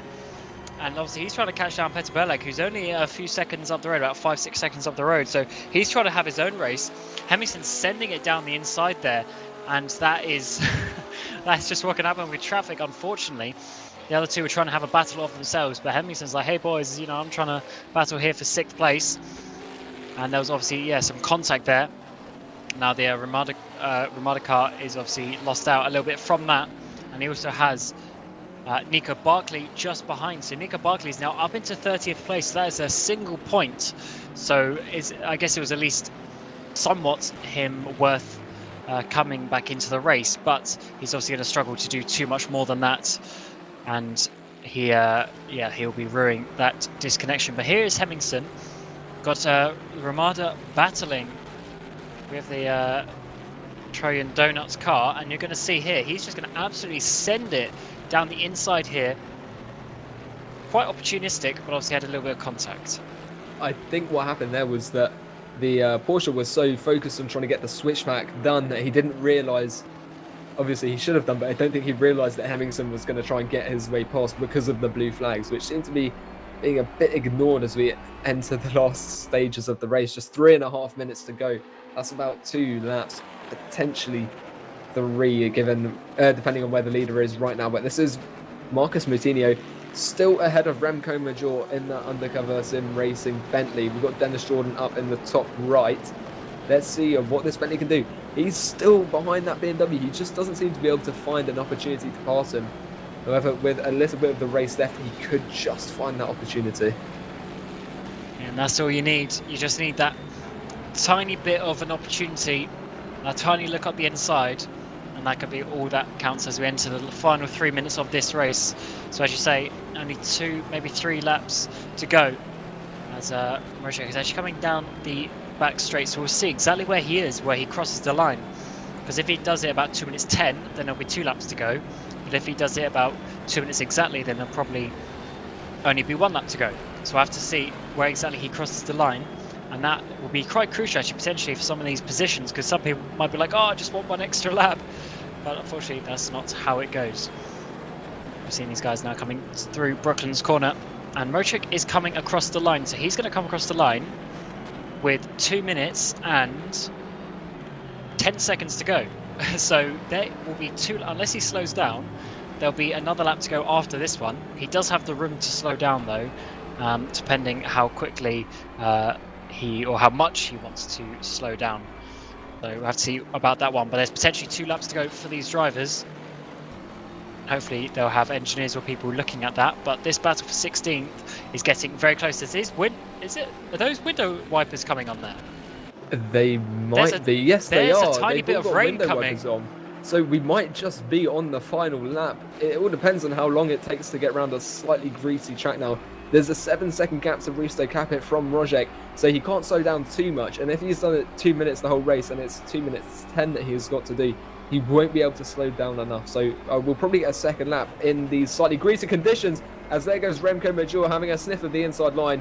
Marcus Moutinho, though, shutting the door just slightly too far back for the Bentley, but we are probably going to have another lap after the current one. There's yellow flags in Sector 2, so I think the rain that's beginning to fall could have caught a driver out. And you can see Major now very, very close behind as they head through Club. He's going to look to the outside. There's not enough room. He's going to touch the rear of the BMW as they head towards Farm Cove. He's going to have to back off again. Look how close they are, though. He's really trying to find a way through here. He's getting desperate. He knows he's on his final lap. He's going to move to the inside into Village. He's going to send it down the inside. Can he hold on to that position? He will have the inside again for the loop because he got that switch. And Moutinho well, Major just parked on the apex. There was nowhere for Matinho to go, so he's going to have to lose that position as they head towards Brooklands now. Let's see what Mrzek can do. He's going towards the Vale now. Will we have one more lap, or is this the final lap?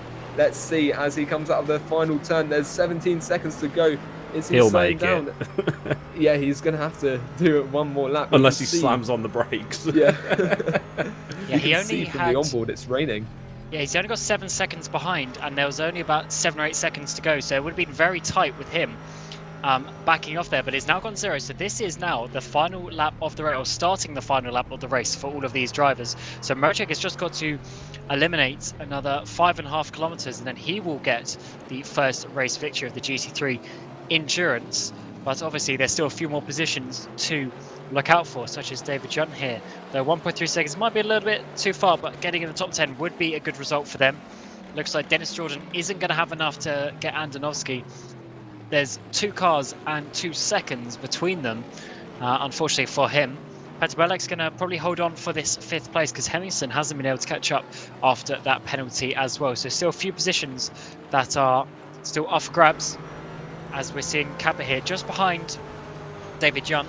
Obviously, a ton bit further up the road in the box you see David Mrzek as well. So it's been a good race for the Burst car. They obviously started not on pole position, but they got themselves into the lead via that unfortunate screen freeze from Andonovski on probably about the 12th lap of the race, and then they never looked back after that.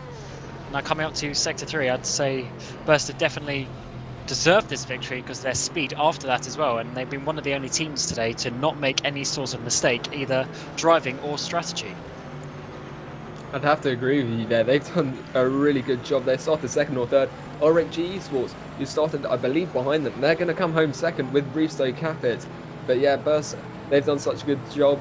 Mrzek just keeping that keeping that gap behind him to Capit. It's 6.5 seconds now, so I think Capit just had a bit of a jump at the start of that. But here he comes now through the final complex of turns for the final time out of club to take the checkered flag here tonight after 3 hours of solid racing. A bit of oversteer, but he's going to be very happy with that.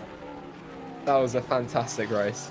And Capit will get 2nd place by only 6.5 seconds in the end, so it did get very close.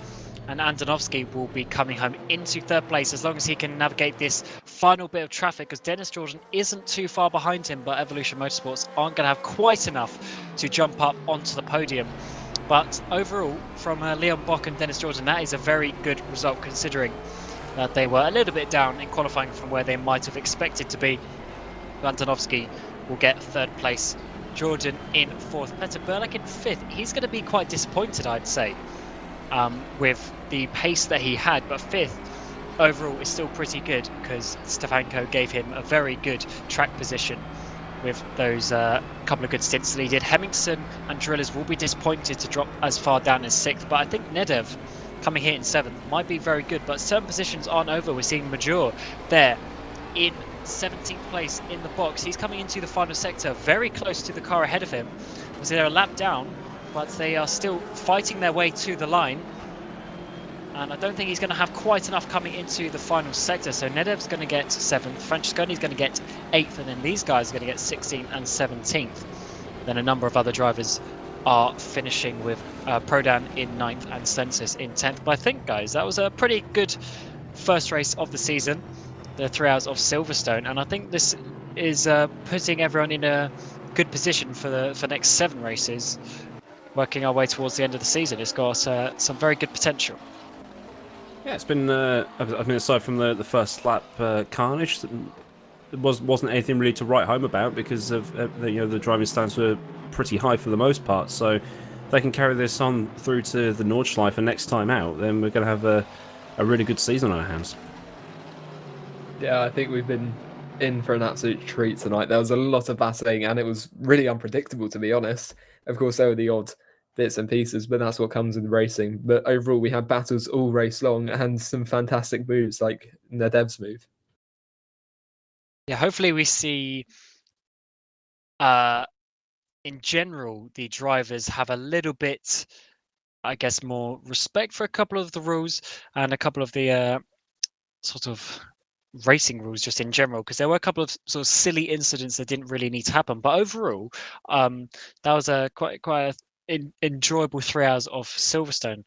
So I'd say, pretty good job from all those drivers, especially Burst getting that victory. They just did everything right today. A lot of other teams were making mistakes and having little incidents, little spins and things like that. But Burst just got it absolutely right with Mrozek and Hoyer. So they should be pretty happy with how that race went for them.